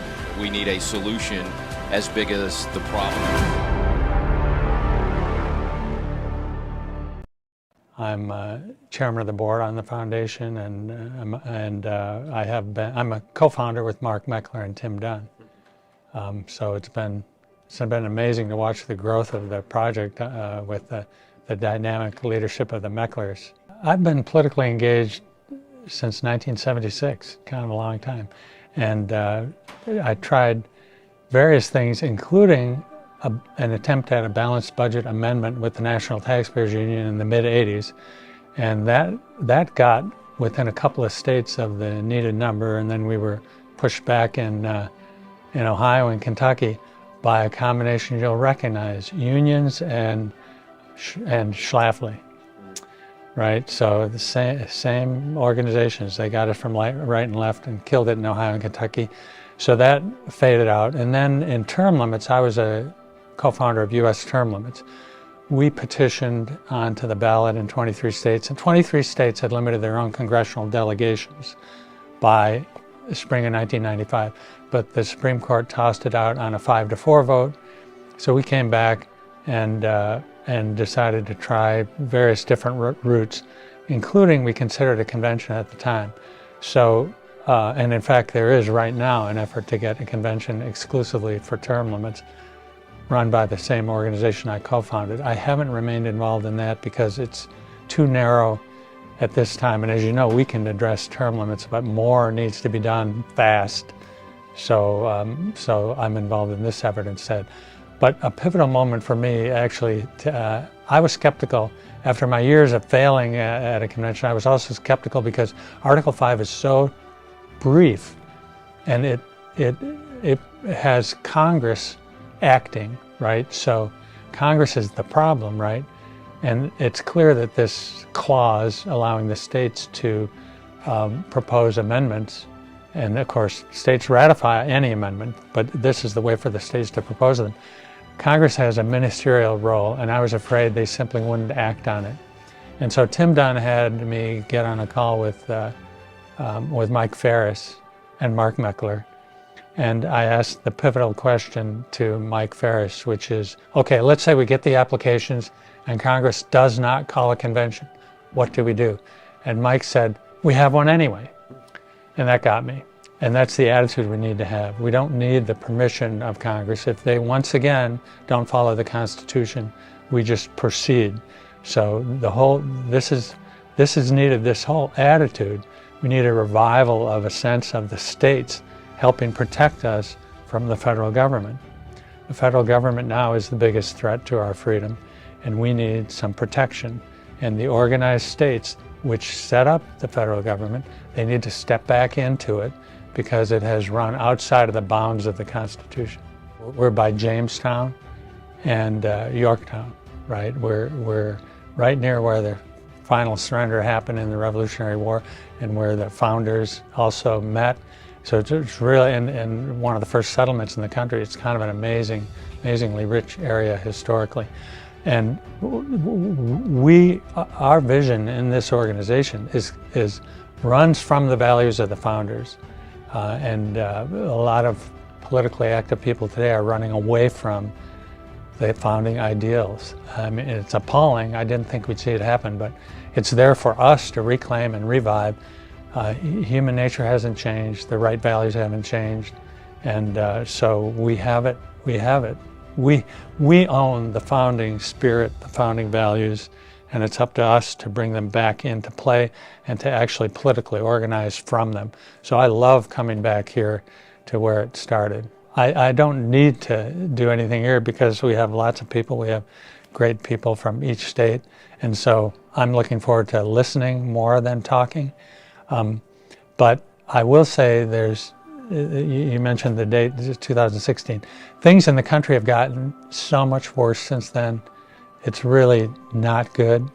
And our work is more important. And the thing I want to talk to people about, and I have some hope of having some influence on an amendment, because my concern with fiscal restraints, I'm on the Fiscal Restraints Committee, is I don't want to leave it to a federal court or a Congress to comply or to force compliance. We don't want to be in the position where, say, we have a balanced budget amendment, Congress ignores it, that wouldn't shock us, would it? And then what are we doing? Going and asking a federal judge, there are lots of great federal judges, thanks to conservative efforts the last 15 years, but do we ask someone who draws their paycheck from the federal government and is part of it, to hold in line one of the other branches? It's not going to happen that way. So I'm looking for a structure that allows state enforcement. So part of that is I would like us to come out of here, instead of waiting years for another convention, I would like us to have an ongoing body representing the states that deals with, that creates a narrative that competes with what Congress is doing. So I would like us to begin the practice of ongoing monitoring and challenging of the federal government. The fiscal arena is an obvious area to do it in.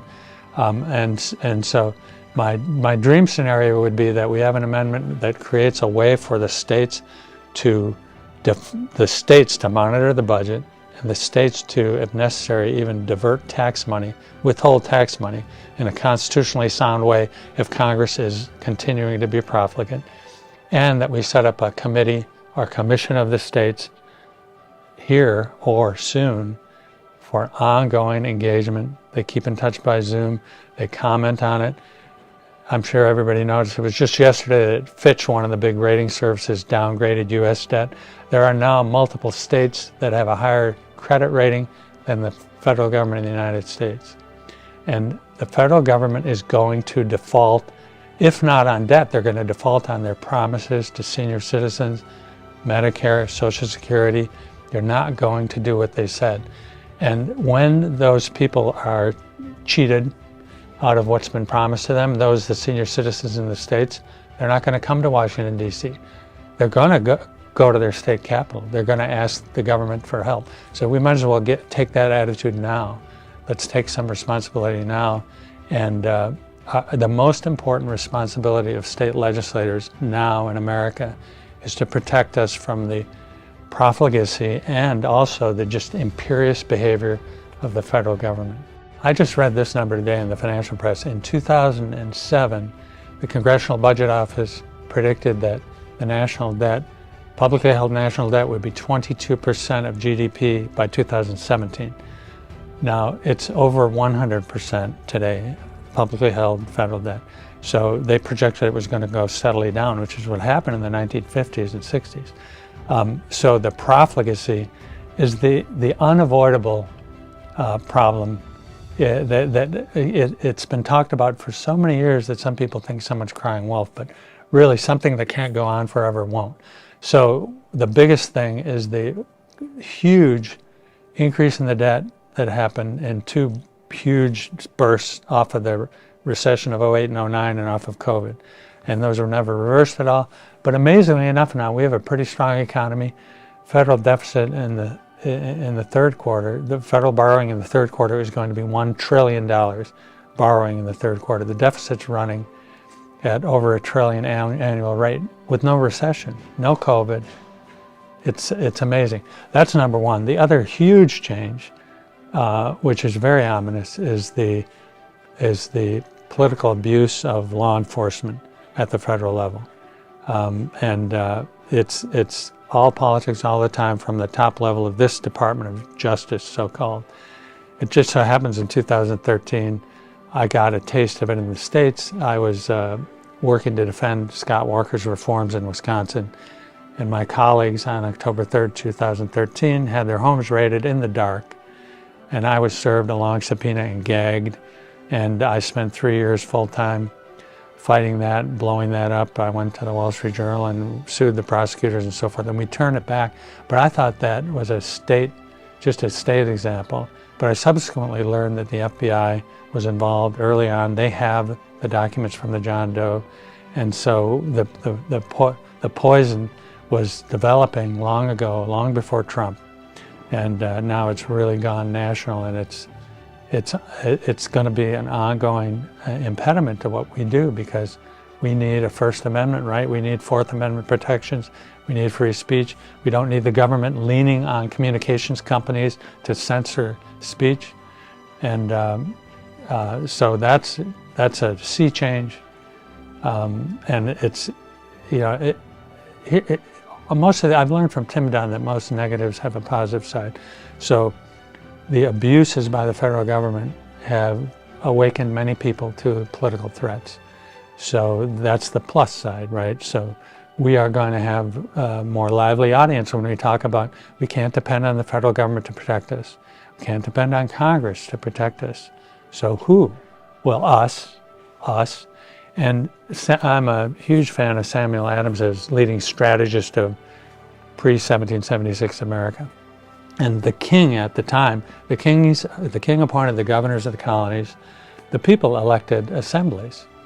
And the assemblies got pretty independent-minded, so the governors shut them down.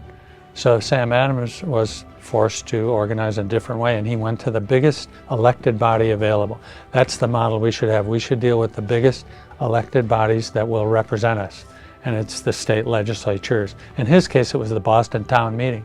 The Boston Town Meeting, which any citizen could attend, became the primary forum for developing the leading ideas that were then circulated by the committees of correspondence, not so much to assemblies that were getting shut down around the country, but to whatever town meetings, and they would put their own version of it out. So we fortunately have this amazing history, unlike any other country, both in values and in the fact that our central government did not set up the states. The states set up the federal government. We need to relearn that, and the state legislators will be more important than members of Congress in the coming conflict. The times make the man. The times make the man. So this developing crisis in America will cause people who otherwise would have just been in business or raised a family or started a school, they will turn to politics. What happened in that pre-revolutionary period is the leading citizens of the colonies saw that it was a historic time, and they wanted to make history, they wanted to protect their interests. They took huge risks. Ironically, you know, the freest area in the world for white people was colonial America, the lowest taxed, most free place. And yet they saw what was intended from London, which was passed in the Declaratory Acts, which is the Parliament has the right to govern the people and the colonies of America in all cases whatsoever. That's a quote of what they wrote as they repealed the stamp tax. So forward to now, the current average member of Congress is not going to help pull us out of this, and possibly the current average state legislator who might not know anything about this, might not be there. But there will be bigger competition. There are many suitable people. There are many state legislators who are more on top of things than members of Congress. But my broad answer is most of the people who will lead a national convention, the next convention, are not yet in politics. They will come. State legislatures should think more independently and look for ways to reassert their authority, to fight to turn dictates from the federal government, get rid of those, fight against those. If the federal government wants something funded, they should pay for it. State legislatures should fight to get the strings taken off of, and you name it, road money, anything that really is of state first. Education, road money, environment, those should be handled by the state, and if the federal government wants to spend money on it, they should push it to the state to be allocated by the legislature. So a really independent attitude should be adopted in states that have passed resolutions and states that have not. And so and even in states where you're trying to get a resolution where it may be unlikely, like California, there are ways I would not come to DC. I would deal with your legislator in your home district and look for ways that he can help protect from the federal government. Democrat, Republican, right and left, everyone has some legitimate complaints about the federal government, failures to act or inappropriate actions. So what I would encourage is an attitude of our primary defense against an abusive government or an irresponsible, profligate government in DC is my state government. Tell you from firsthand, it can be done, it will be effective. So I think there are people who've never even heard of it that are going to see this and be impressed, and I think that builds enthusiasm. This is the defining moment and the last opportunity to get our republic right. We need a solution as big as the problem. Good morning. Thank you all for being here, and thank you for being prompt and on time this morning. We're going to have a tight schedule, so this kind of movement in and out of rooms from here to the committee rooms to lunch and back it's going to be important that we operate that efficiently. I wanted to welcome you this morning to the 2023 Article 5 Simulated Convention of States.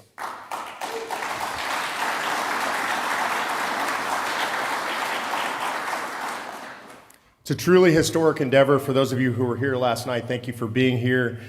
for your attention, for listening to Patrick Henry, and for having him help us set the stage for what you're about to do.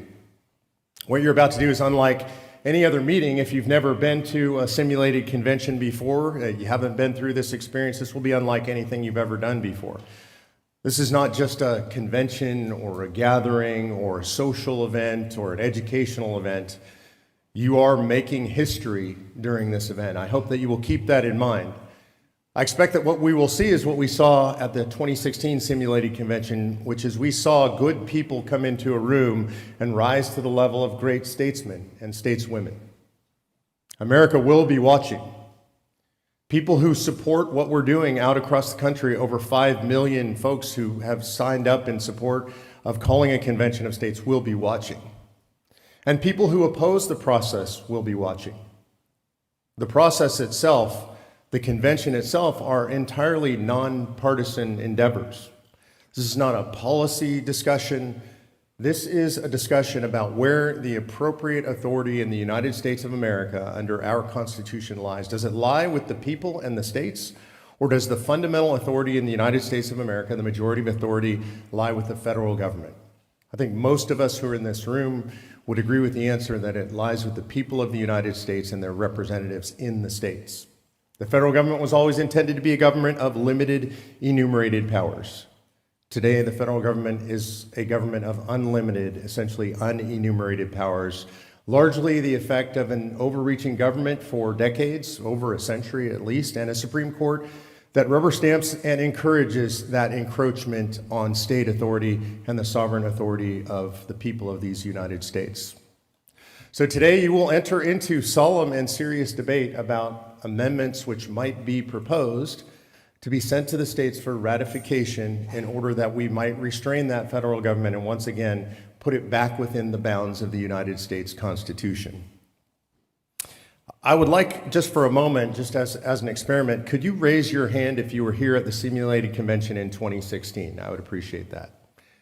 Thank you for your participation in that event, and thanks for being here again, and hopefully some of you can help lead the way in committees and discussions among your colleagues.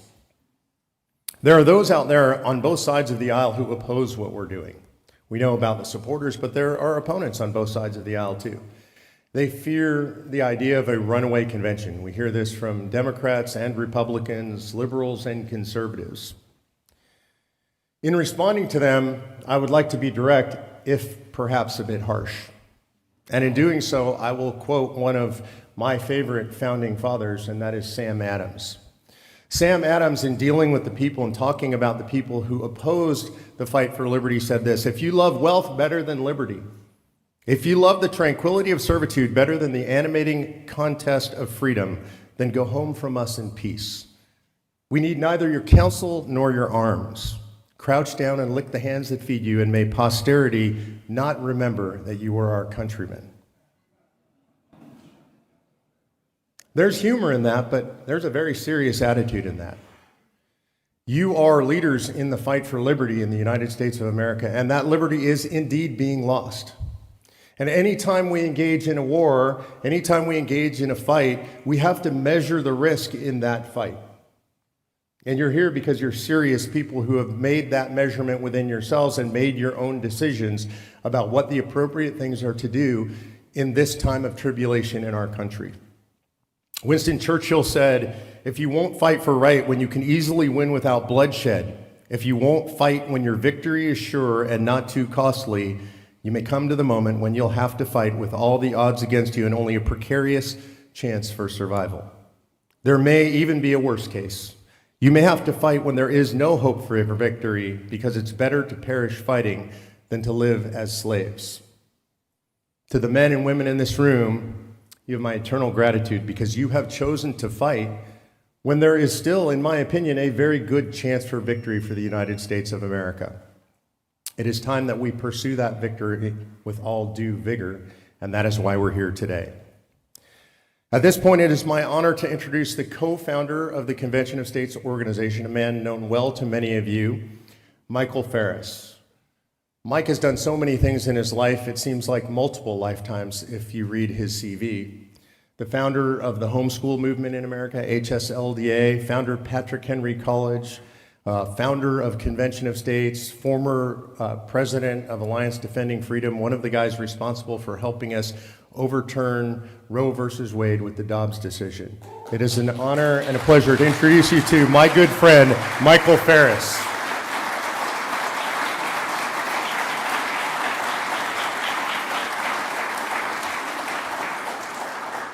Good morning. It is wonderful to be with you here in historic Williamsburg. I have a little personal history that just came to mind 30 seconds ago. In 1994, the Congress tried to push through a provision called the Miller Amendment to H.R. 6 that was require every teacher in America to be certified. And that would have been the death of the homeschooling movement. If that had happened, it would have hurt private schools, even hurt public schools somewhat. But I was on my way to a political event in Virginia Beach, and I stopped at a house in Williamsburg and recorded Focus on the Family program from Williamsburg. And Dr. Dobson sent that program out, and I was told later that 3 million people called Congress to oppose H.R. 6. The Focus on the Family broadcast was a material part of that. It wasn't the whole thing, but it was a material part of that. And so the fight for liberty, for me personally, I have a Williamsburg connection, but what I want to focus on for just a second is Williamsburg was really the first home of self-government in the New World. The colonial legislature began meeting here in 1623, 1624, that was first session. They passed the first taxes on the colony itself. And it was from that point until the 1770s, 150 years, that the American colonies always taxed themselves. There was no, I mean, the royal governor had to sign off on it in the name of the king, but the parliament in Britain had nothing to do with it. And so when the fight came in the 1770s to, no taxation without representation, they were following the British Constitution. There's never been a written constitution in Britain, not then, not today. And the British Constitution is the accumulated traditions of the way they practice government. And so for 150 years, the British Constitution is Americans tax themselves. And so when the fight came, it's exactly like our fight today. We're fighting for the original principles that were in the British Constitution. We're fighting for the original principles. We're fighting for the original principle of the Commerce Clause, which meant shipping stuff. It didn't mean regulate everything that has anything to do with any dollars.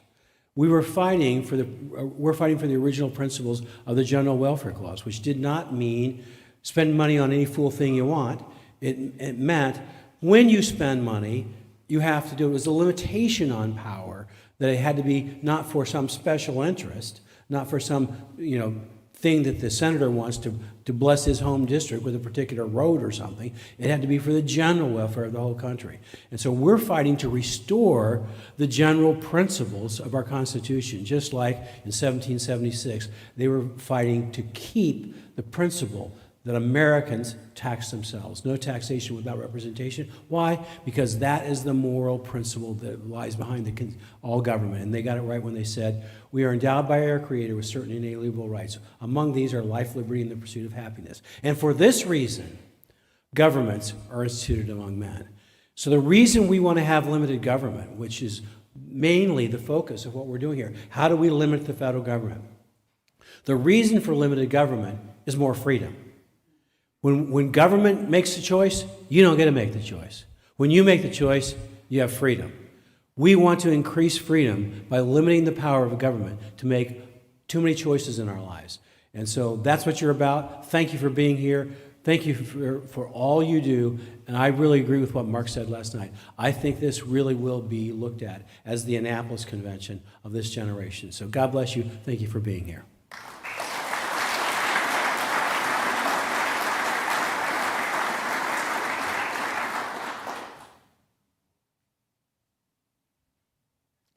I travel the country a lot, and when I do, I often hear people say this who are opposed to what we're doing here. There are no Patrick Henrys and Sam Adamses and Madisons and Washingtons any longer. And I look out in this room, I see an audience full of people of that caliber. I have Mike Ferris walk up to this podium, and I feel like I'm standing with one of the framers or one of the founders of this country. And I want to introduce somebody else right now that could easily stand among those men, and that is Senator Rick Santorum. I've known Rick for a number of years, and when I first met him, I met him socially. And so, you know, as a political guy, I never really knew Rick politically. Rick and I were hunting buddies and fishing buddies through a mutual friend, Foster Freese, long before we knew each other politically in any way. And so I had a chance to know the man before I knew the public man, the political man. You know, a lot of times when you get to meet the man and you see the political man or woman and you meet the real person behind the scenes, you find out there's a very big difference between those people. There's the image, there's the veneer, there's the public presentation, and then there's the real person behind the scenes when you sit down with them.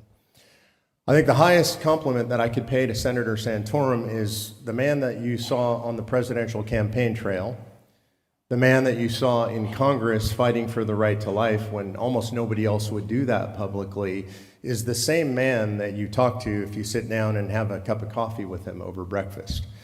And there are people that you will meet in your lifetime and you think this is a truly great man or a truly great woman by their accomplishments, by the things that they've done publicly. But I think the most extraordinary accomplishment is when you meet somebody that has accomplished truly great things in their life, and they're also truly a good person. And so it is my honor and privilege to introduce Senior Advisor to Convention of States, a great man and a good person, Senator Rick Santorum.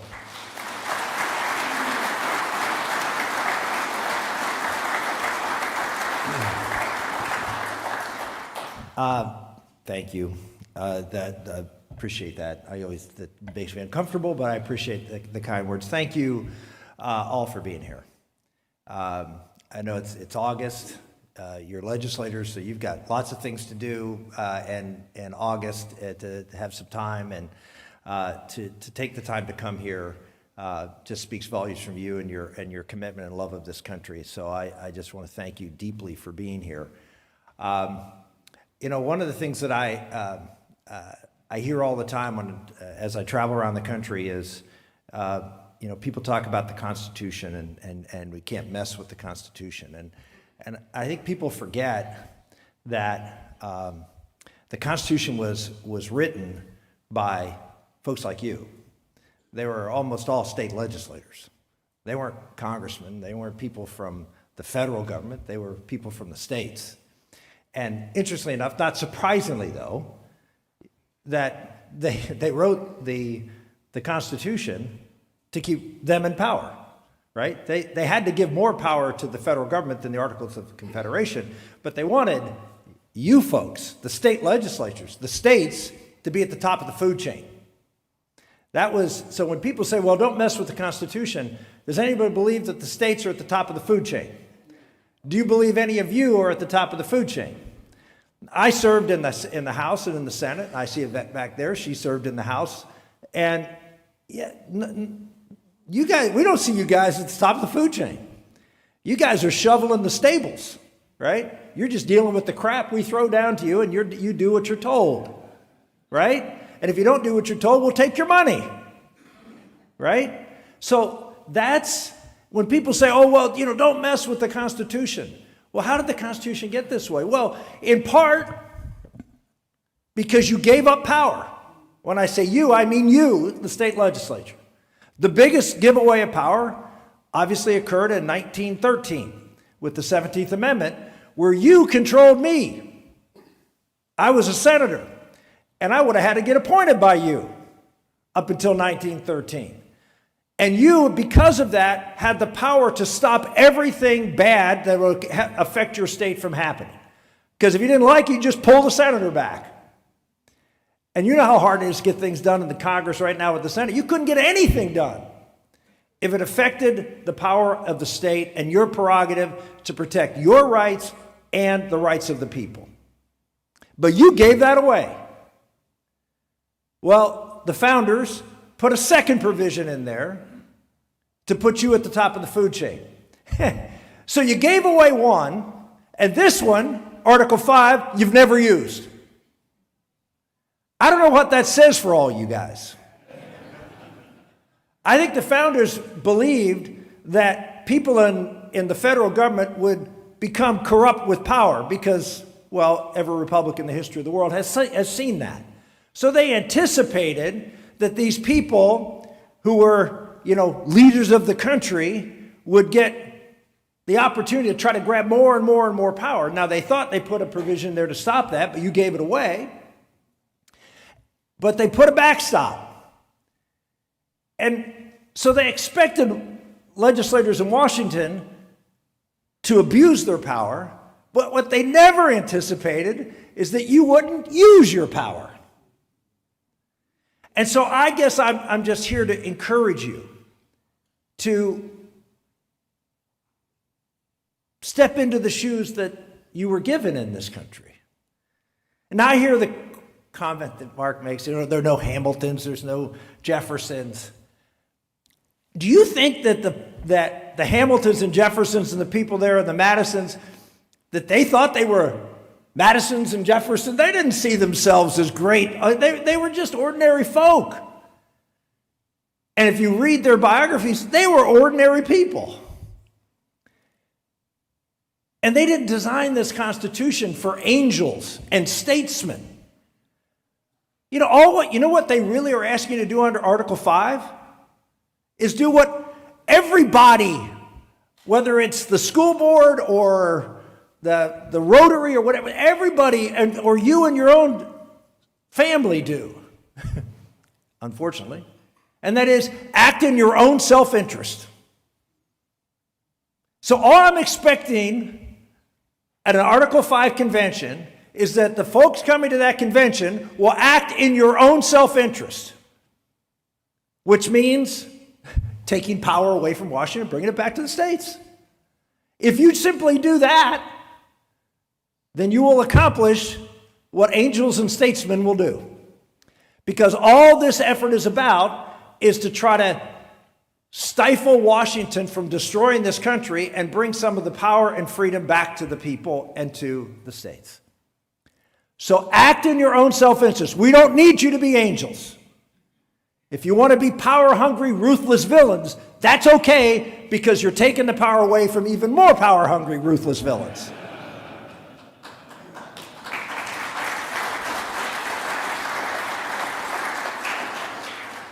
So I understand people have concerns about this, and I get it. And I'm excited that you will be, over these next few days, will put to rest, in some respects, how a convention like this would operate, and you'll have the opportunity to share that with your colleagues when you get home. This is an important thing for the country. And I've spent the last 40 years in politics. I know, I don't look that old, but I have. I've 40 years in politics and over 30 in elected politics and running for elected politics. And people ask me all the time when I travel around the country, because, why are you still doing this? And my question is because when I get up in the morning, I look myself in the mirror and I see a country that over the past 30 to 40 years has gone to hell. And unlike most of you here, I was actually in a position to do something about it. And I failed. Now I failed pretty miserably in most cases. And you can say, well, you tried, you passed this and you fought for this and you ran for this and you talked about these things. I'm not a person of the left. I don't believe in participation trophies.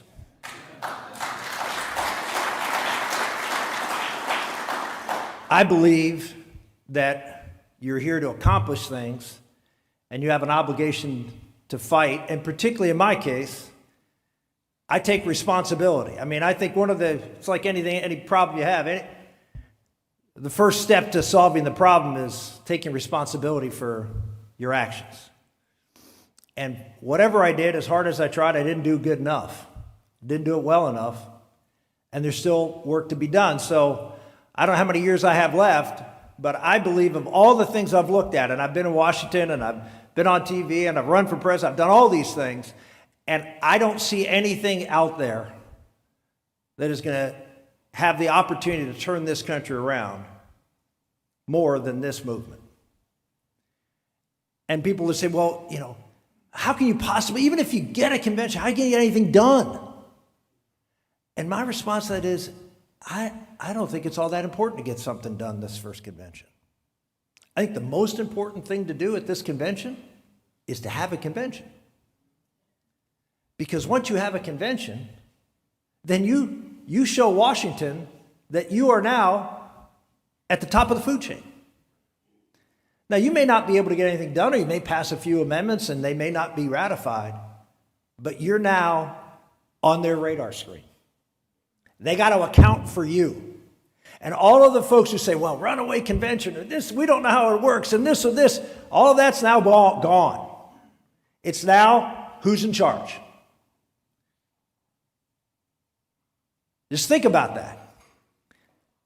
How many of you are angels enough that if you had all the power, you would always use it wisely and never abuse it? That's why we all have bosses. Congress doesn't have a boss. President doesn't have a boss. Not a real boss. You're the boss. You're the ones who are supposed to have the power. They trusted you to preserve liberty. And you have failed them. You have failed our founders. You have failed this country. And I say that as someone who just told you I have failed. So I'm not pointing the finger without pointing it back at me. We have all failed. But as Mark said, there is still hope. This battle is not lost. It is far from being lost.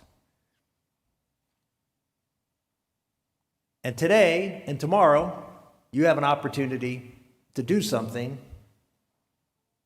to move the hope forward. And I thank you for doing it. God bless.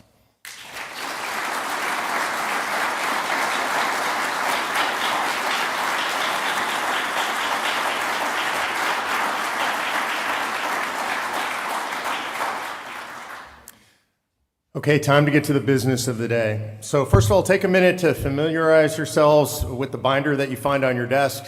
This will give you all the process and procedure and timing of the day. The way this is going to work is we're going to start with a roll call. Roll calls are always taken by state. So anytime you're going to be voting, the state chairperson will announce the vote for the state after canvassing your own delegation and ascertaining the majority vote. If you want to address the president during the convention, please rise from your seat and wait to be recognized. Our pages will use state signs to help the president identify you by state and who wants to speak. At this point, I would like to identify the people who are going to be on stage and are going to be serving in an operational capacity today. First, I'd like to introduce and have come to the podium, please, Robert Kelly, the Secretary and Committee Advisor. Robert, please join us. Next, CJ Calvin and Sean Payne, parliamentarians and committee advisors. Both of these gentlemen are attorneys and also registered and certified parliamentarians. Mike Ferris, Rita Peters, and myself will also be available to assist you as needed. Dave Schneider will be serving as our Sergeant at Arms. To give you a little more detail, we've got lunches will be delivered right outside the committee rooms, and so we're going to do working lunches because we're on a limited time frame here. You can continue your work during lunch, and that's at the discretion of your committee chairs. At this time, we're going to turn the convention over to you, the commissioners, and to the officers and the officers to come of this convention. At this time, it's my honor to introduce Representative Ken Ivory of Utah, past convention president and temporary president under our rules. Representative Ken Ivory.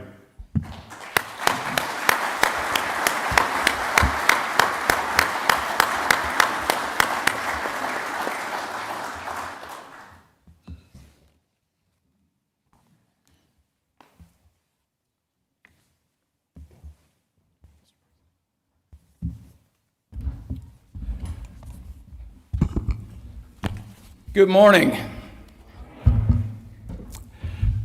6 years ago, we talked about the winds of change we're about to blow.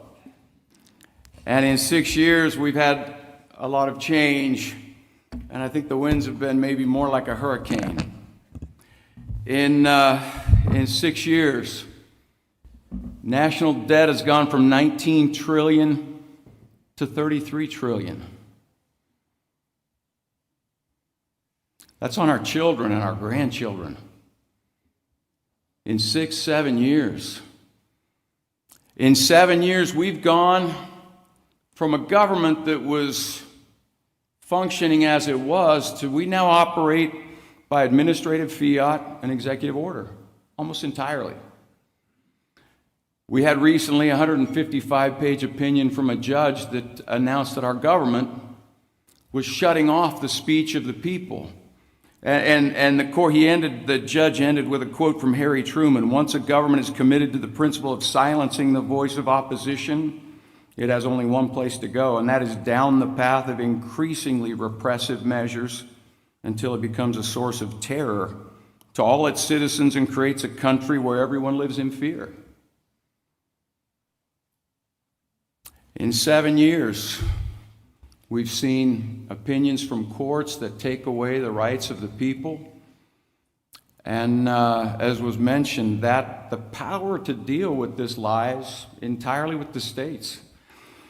One of the ratifiers of the New York Convention, not remembered very frequently, but one of the ratifiers named Tench Coxe, he said, "The real source of sovereign power doesn't lie with the federal legislature, as many suppose.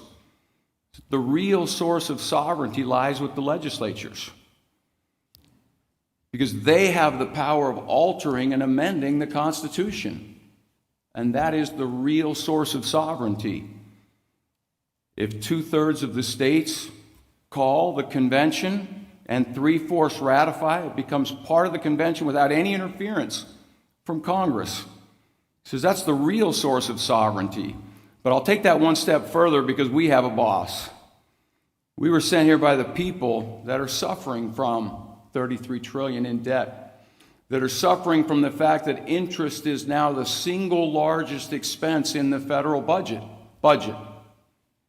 The federal budget. They haven't had a budget since we've had iPads and iPhones. But it's the single largest expense in the federal operation, and it's growing exponentially with interest rates increasing. We have a boss that has sent us here, the sovereign people. This is the only nation in the history of the world that stands for the proposition that the people are sovereign. And so as we get to work, I want to help you memorize the Constitution right now in the next 30 seconds. You ready for this? Constitution can be boiled down to 4 simple words.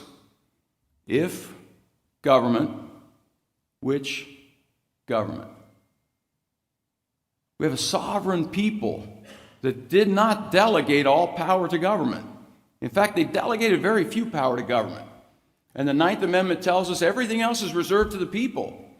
If government, was that power delegated to any government at all? It's a critical question that we have to ask ourselves. The second question is, if it was among those very few powers that were delegated to government, which one? Was it delegated to a government far away, less accountable, less transparent? Or was it kept to a government close to home? More transparent, more accountable, where the people's voice really matters. They could show up at the doorstep. They could show up at the Capitol, and you've all seen it. People that show up right at the Capitol, and they can change the things that affect their life, their liberty, their property. That's how this system was meant to operate over a large extent of country. But we have a machine that's out of balance. Doesn't matter who drives the machine anymore. Doesn't matter if they drive the machine to the left or drive the machine to the right. The machine is blowing smoke. It's losing parts.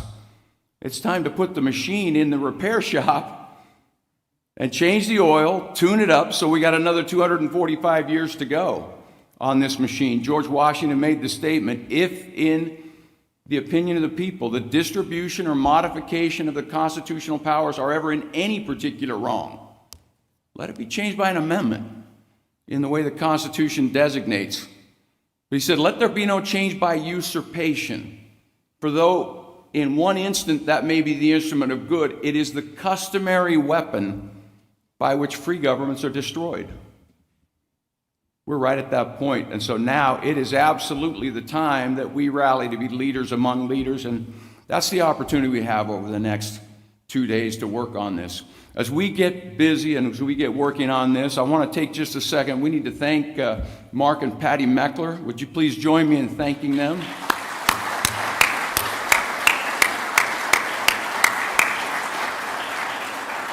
I don't know that you can appreciate what a Herculean task it is to pull this type of an event together. Rita Peters, I don't think she sleeps.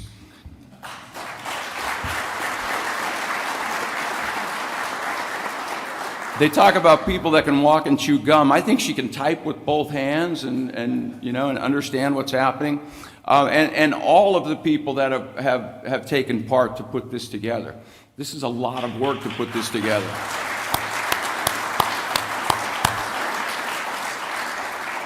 And lastly, I want to thank you. I have 3.5 grandchildren now. When we met last time, I didn't have any.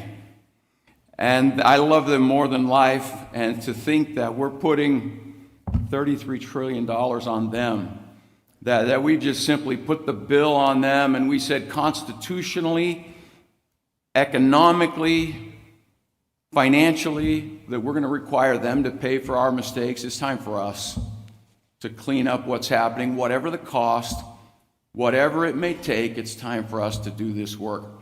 With that, ladies and gentlemen, it is my honor that we will now call this convention into order. And we will start with, we have the roll call vote. Mr. Secretary, please. Thank you, Mr. President. We will call the roll by state. State chairpersons, please report present if your state is here. Alabama. Present. Alaska. Present. Arizona. Present. Arkansas. Present.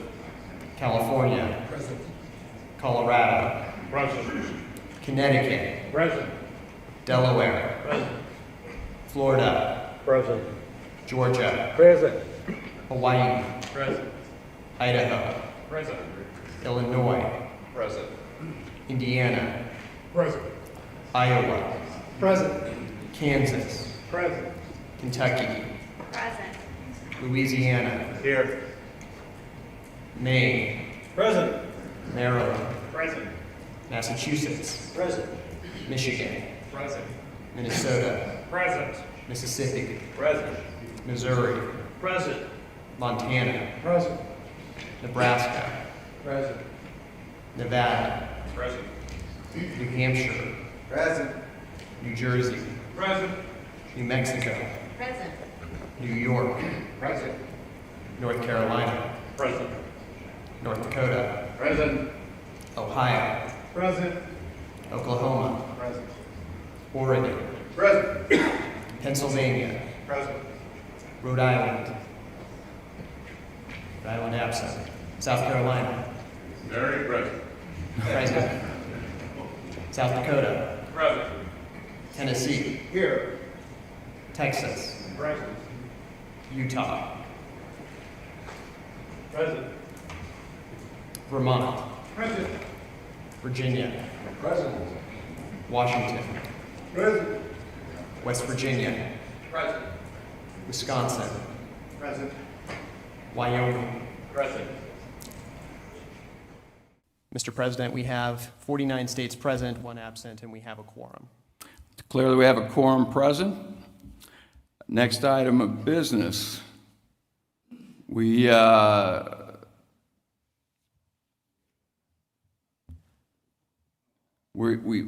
the opportunity at this point we're going to open with an invocation. We'll call on Representative Dennis Riddell. My apologies, sir. We'll call on Dennis Riddell from North Carolina to open us with an invocation, following which we will have Representative John Wills from Iowa will lead us in the Pledge of Allegiance. Sir, if you will please stand. Thank the chair. I have been called much worse. You'll join me in prayer. Lord, we thank you for calling us to this place for such a time as this. We ask for your direction and guidance of this historic Article 5 simulation. We seek your blessing upon all those who have worked so hard over many, many weeks and months to make this important event a success, and many of whom are continuing to serve us even now. And we thank you for those who have given financially to permit this event to take place. Generations ago, you led our forebears to this continent and enabled them to create a great nation out of a wilderness. Today, our nation is wandering in the wilderness of false gods, the maze of false political theories groping about. Please give us wisdom, give us discernment. May all that we say and do in this place be acceptable in thy sight. May it also be a testimony of what can and must be done for freedom in this land. We need your presence here in a great way, and your grace and mercy upon the United States of America. Make us worthy of this opportunity. Some are better hands at pulling down than building up. I pray that we would be builders today. I pray that, as it says in Scripture, except the Lord build the house, the laborer's efforts are but in vain. And I pray lastly that you would help us to be successful in securing the blessings of liberty, not only for ourselves, but for our posterity. In Jesus' name, amen. Amen.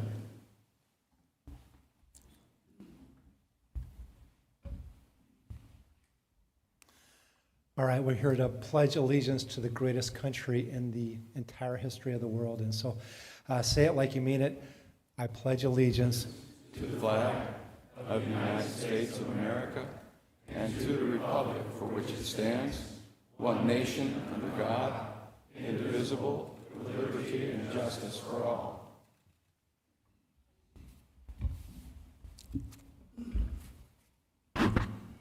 Thank you, gentlemen. You may be seated. We now have an opportunity to elect officers for the following days for our proceedings. We will elect a president, and the runner-up will take the role of vice president. We were not going to have speeches, but I understand that we've got a little bit of time. We're going to allow 2 minutes for each candidate to share their remarks, and then we will vote by states. Mr. Secretary, do you have the order of the candidates, please? Yes, first is Representative Woody Jenkins from Louisiana. Following him will be Senator Jason Rapert from Arkansas. Then will be Senator Michelle Reynolds from Ohio, and then finally Senator Rob Standridge from Oklahoma. Thank you very much, and what a pleasure it is to be with all of you assembled here today. You can just feel the sense of history, first by the wonderful setting of Williamsburg, and then to hear this roll call of states and what each state contributes and means to this country. Was our Constitution divinely inspired? No question. We have over 200 years of history to prove that it was. This nation, unique in the history of the world, giving us liberty and justice. Can it be changed? Well, of course, the founders decided almost immediately to change it when they added the Bill of Rights. And they added Article 5 to make it possible to make changes. But one provision has never been used, and that's our Article 5 Convention, which was really a check on Congress, where Congress is the problem or part of the problem. The people can bypass Congress to make the changes. And that's really why we're here, to see if that can work. I believe it can. I think God has his hand on us. We'll have a wonderful week, and with his will, we will have some great proposals to offer to the American people. Thank you very much. It's great to be with you. Thank you.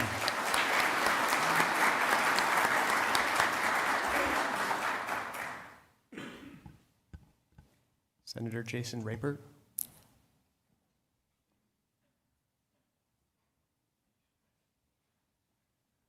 Good morning. It's good to be here with all of you. I want to first say, first and foremost, that you all are leaders. You're leaders amongst leaders, and any single one of you could serve as president of this convention. But we shall choose one, and I'd be honored to serve with you. I want to ask a question. How many of you were at the Mount Vernon Assembly in 2013 at George Washington's home? Look around the room. Look around the room. I was one of the few that was there, and it was my honor. There were 32 state delegations that were there, and now here we are, 49. I'd like to have sent a posse to Rhode Island to get that other one that was here. Yes. But here we are. And I'm just going to say a few words today. I don't need to talk to you about Article 5. You know why you're here. I don't need to talk to you about what's going on in this country, but I will say this. When people say that we might make a runaway convention, I'm going to tell you that America and Washington, D.C. is running away right now. They're wanting to put a president in jail.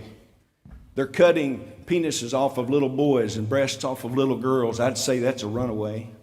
We got homeless people all over the streets in America. That's a runaway, and we have debt that nobody has ever had to deal with in the history of this country. What I will tell you as my comments here today is that I'm proud to be amongst you, because we all have fought very hard in our states to make this country better, and here we are today. I came here today, and I want to show you one other thing. I don't have time to tell you the whole history, but I can tell you that as we are at Williamsburg today, this flag is significant. How many of you can raise your hands and tell me that you know the name of this flag and what it is? Looky there. This is the first flag that George Washington fought under. It's called the Washington Cruiser flag. And on that flag, they put the phrase, an appeal to heaven, because John Locke said, we need to make an appeal to heaven. And that's what we need to do today. God bless you. Thanks for having me.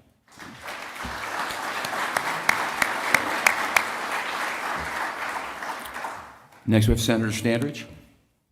We have Michelle Reynolds has withdrawn her name from consideration, so we'll go to Senator Standridge, please.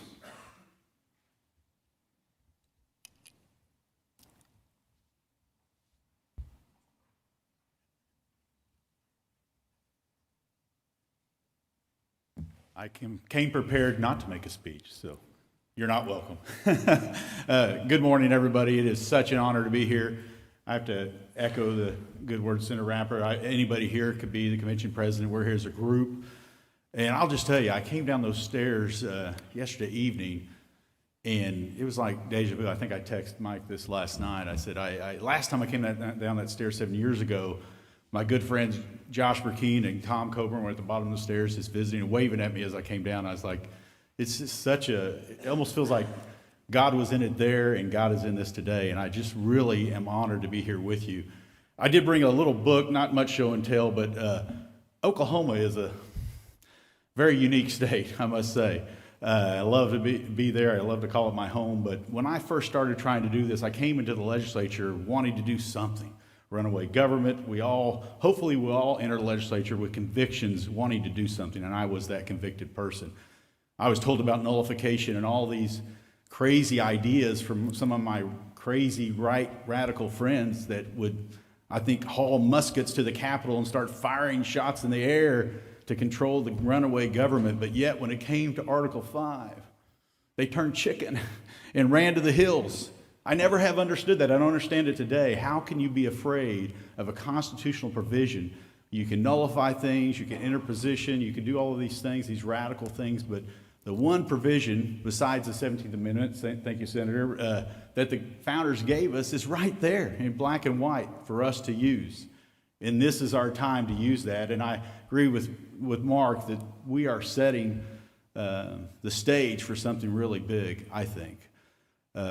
I brought this book on the Kentucky-Virginia resolutions. I started with nullifications, and then I started reading about how that was tried to implement it, and it really moved my heart, and it led me to where we are today. It led me to Mike Ferris, who I really enjoyed. I put it in my little bio there. I called Mike out of the blue, and he was willing to come to Oklahoma and debate with me. I hope the cleat marks are off of your shoulders by now, Mike, but I mean, he was so helpful to me in Oklahoma. And then I convinced my good friend Tom Coburn, who actually had become convinced of Article 5, to go around the state and help me as well. And I miss him every day. And we together wrote a book called Smashing DC Monopoly. You might have heard of this.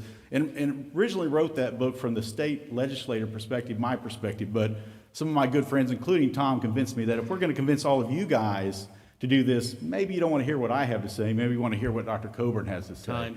So that's what that was about. So I'd be honored to serve with you, president or not president. So thank you for the time.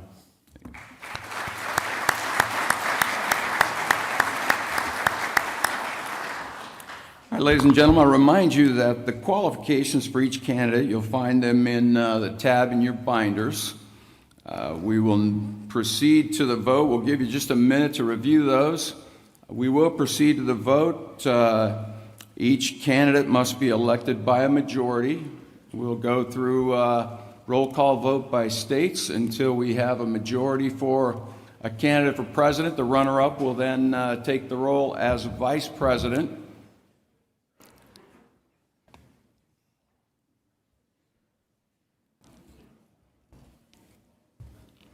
All right, ladies and gentlemen, we will now proceed to elect the president of the 2023 Simulated Convention of States. Mr. Secretary, if you will call the roll call vote. Alabama. Woody Jenkins, Louisiana. Alaska. Rob Standridge, Oklahoma. Arizona.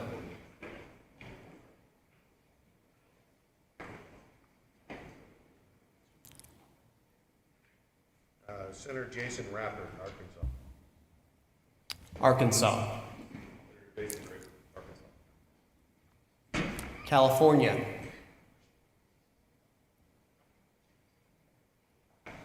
California absent. Jason Rapper.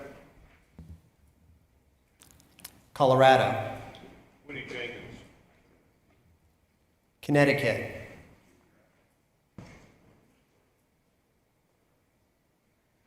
Connecticut absent. Delaware.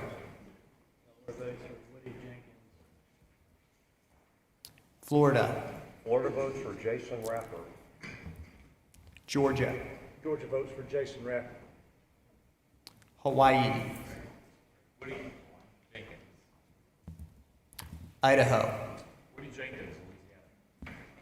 Illinois. Land of Layton votes for Jason Rapper. Indiana. Iowa. Iowa votes for Jason Rapper. Kansas. Kansas votes for Jason Rapper. Kentucky. Kentucky votes for Woody Jenkins. Louisiana. The great state of Louisiana votes for the Honorable Woody Jenkins. Maine. Great state of Maine votes for Woody Jenkins, Louisiana. Maryland. Woody Jenkins, Louisiana. Massachusetts.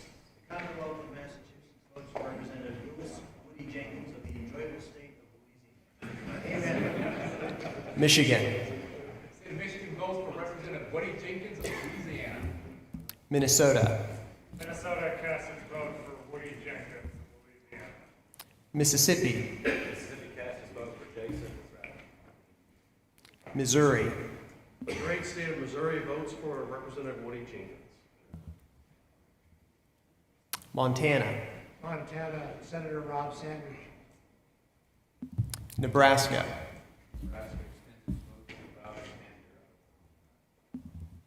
Nevada.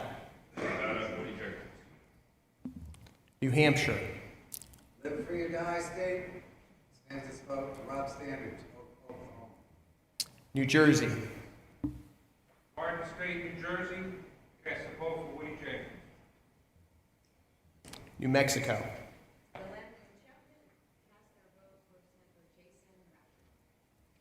New York. New York casts its vote for Woody Jenkins. North Carolina. Secretary of State votes for Woody Jenkins. North Dakota. Rapper. Ohio. Ohio votes for Senator Rob Standridge, Oklahoma. Oklahoma. Oklahoma votes for Senator Rob Standard. Oregon. Oregon votes Senator Jason Rapper. Pennsylvania. Commonwealth of Pennsylvania votes for Senator Jason Rapper. Rhode Island. South Carolina. South Carolina, the Palmetto State votes for Senator Rob Stanton. South Dakota. South Dakota, the Rushmore State votes for Representative Woody Jenkins. Tennessee. Tennessee, the volunteer state, votes for Woody Jenkins. Texas. The Lone Star State votes for Representative Woody Jenkins. Utah. Utah votes for Senator Jason Rapper. Vermont. Vermont votes for Jason Rapper. Virginia. The Commonwealth of Virginia, birthplace of American presidents, votes for Woody Jenkins. Washington. Washington votes for Senator Jason Rapper. West Virginia. West Virginia casts its vote for Jason Rapper. Wisconsin. The Badger State. Senator Rob Stanton, Oklahoma. Wyoming. Wyoming State, for Woody Jenkins.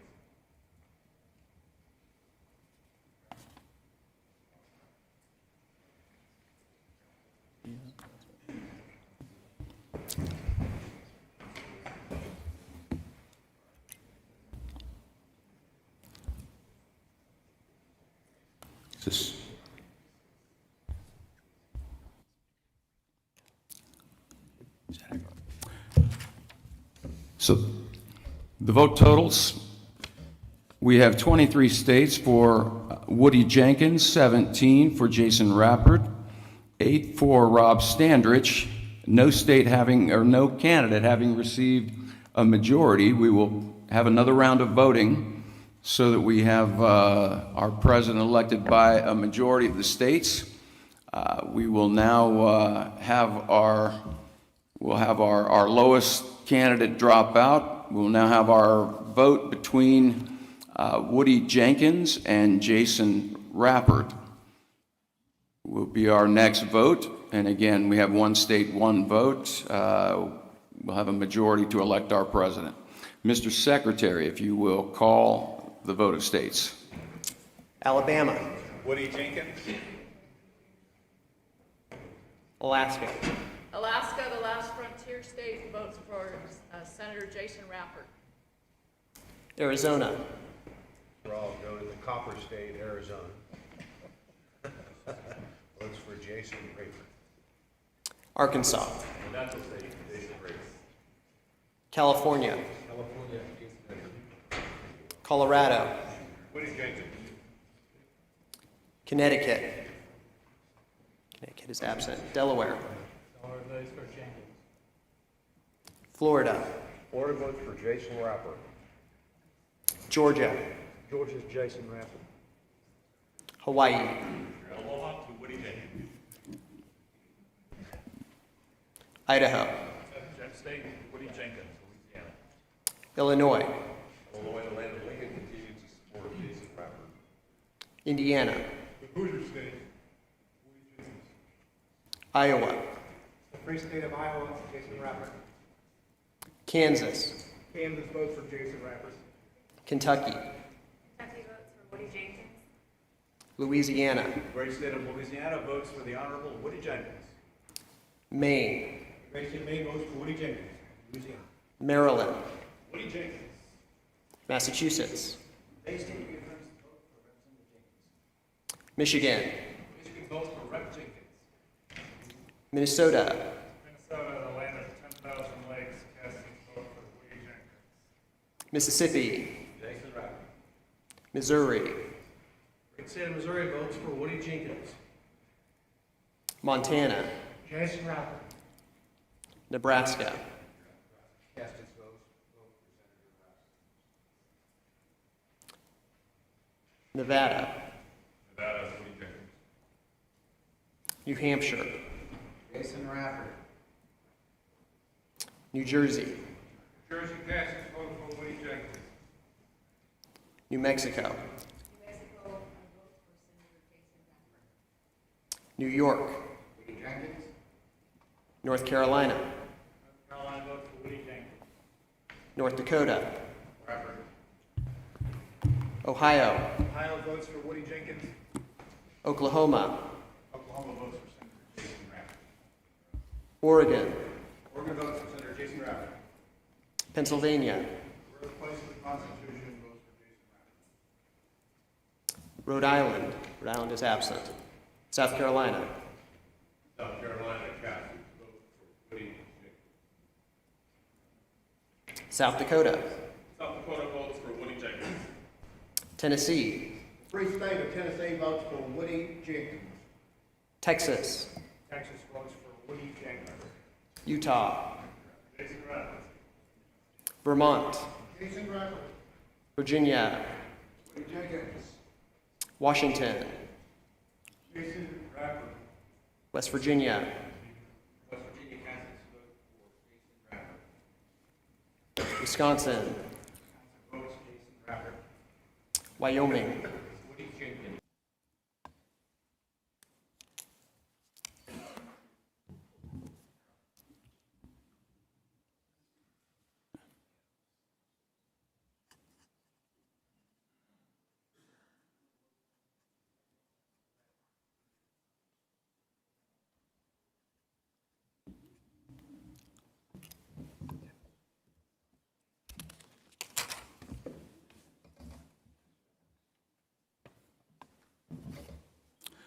All right, we have a majority of states. I would announce that the next president of the 2023 Convention of States is Representative Woody Jenkins. Sir.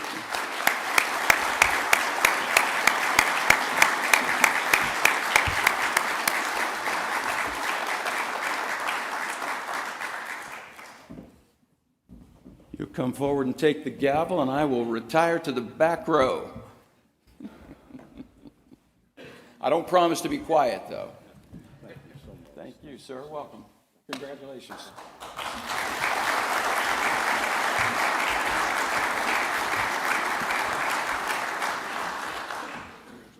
President. Thank you so much. We're right here on the agenda. Thank you so much. Good. Thank you. Thank you so much. What an honor it is, and a surprise, honestly, because I came not knowing anyone except my colleague, Ray Garofalo. So it's a great pleasure to have this opportunity to preside with you and work with you the next 2 days. We will accomplish some great things. I am absolutely certain of that. Let me say, I wanted to say a couple of things just before we actually get into the business of things and some things that are on my heart that I'd like to talk about. And it's such a wonderful experience to be here in Williamsburg and to have the House of Burgesses here, which is the oldest legislative body democratically elected in the Western Hemisphere. Maybe one of in the world, I guess. Maybe the British Parliament is maybe older than that, but it's certainly a great history. I want to mention, too, that the revolution went on a long time. It didn't end in 1783. It really ended with the Battle of New Orleans in 1815, because the British intended to subdue this nation all during that time. And I think Louisiana deserves its true place in Revolutionary War history. And when you look, and when you look at the War of 1812 really as a continuation of the Revolution, God had his hand in that war and on America. We saw miracles happen. We saw them, for example, when Washington was saved by that great hurricane that hit.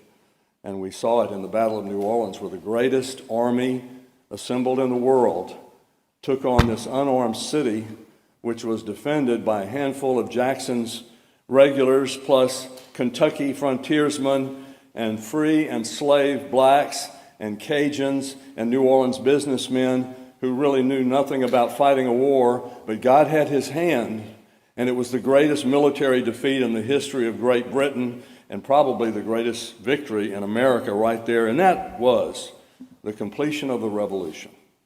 I have to tell you something else just that's on my heart, because we always talk about the original 13 colonies, but you know that there were really 15 colonies. There was British East Florida and British West Florida. And in 1779, the Americans living in West Florida, which was from the Mississippi River, including Baton Rouge, Biloxi, Mobile, and Pensacola, all the way to the Apalachicola River.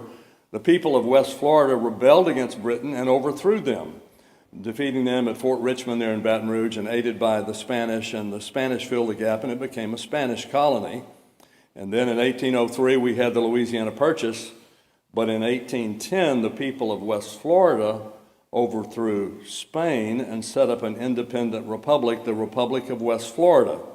And so you have the original 13, and you have Texas, and you have West Florida that defeated foreign powers and came into this United States by the shedding of blood. So just so the original 13 don't think they had all the action, some of us did too. So we're going to be expeditious but thorough in our committee hearings. We're going to be limited to 3 proposals coming out of each committee, so they need to be some good ones. I hope that you will not, we'll keep it brief but also thorough enough. As we say, how long should a skirt be? Long enough to cover the subject, but short enough to keep it interesting. So let's do that. So, and that we'll stand in recess until, I guess it's, we'll come back tomorrow. Is that when we will come back? We'll recess until, or I guess we'll adjourn until tomorrow at 9 a.m. Thank you very much. It can be done. It will be effective. So I think there are people who've never even heard of it that are going to see this and be impressed, and I think that builds enthusiasm. This is the defining moment and the last opportunity to get our republic right. We need a solution as big as the problem.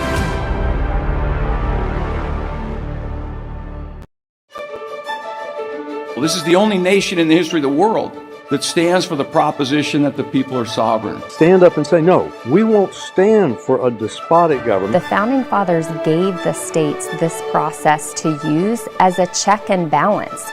But one provision has never been used, and that's our Article 5 Convention. And that's really why we're here, to see if that can work. This simulation is going to, I think, reinforce everything that's good about the Convention of States movement. Showing how the process would work. So we can come prepared to a convention and go to work. We have delegates coming in from all over the country, from 49 of the 50 states. That shows the states are willing to come together to reunite the United States. Washington, D.C. is broken in many instances. Doesn't matter if they drive the machine to the left or drive the machine to the right, the machine is blowing smoke. It doesn't matter if you're Democrat or Independent or Republican, you know there's a problem. It's the entrenched cabal, if you will, of power in Congress. We've got to break up that power center. We need term limits. We've got to protect the people of the nation, the citizens, their liberty. Taking an axe to the root of the administrative state. These are folks who understand what's at stake in the country. People rise above the everyday. Be a statesman, not a politician. Discussion was fabulous. The wisdom of the entire group really showed. It was thoughtful. I think they realized the potential. A nation-shaping, generational changing kind of activity. Our founders truly were brilliant. To see that thing that was created by our founding fathers and not yet used, and to actually see it start to bloom a little bit. We do have the opportunity to unleash economic, environmental, and constitutional renaissance in the United States. I don't think there's a time that's more important than now. I think it's time. I think it's doable. I think we should do it, and I think we can do it. To get serious. To start holding the federal legislature accountable. We can provide real, lasting change and benefit to our nation as a result. It gives people hope that there is a solution to the massive problems that we're facing. I consider this the most important work we can be doing in the United States, where we can actually do something. I think once you get involved and you start seeing the processes and the people involved, it becomes a no-brainer. We are simply using the Constitution to save the Republic. This is our time. Wait and see. It's going to be fun.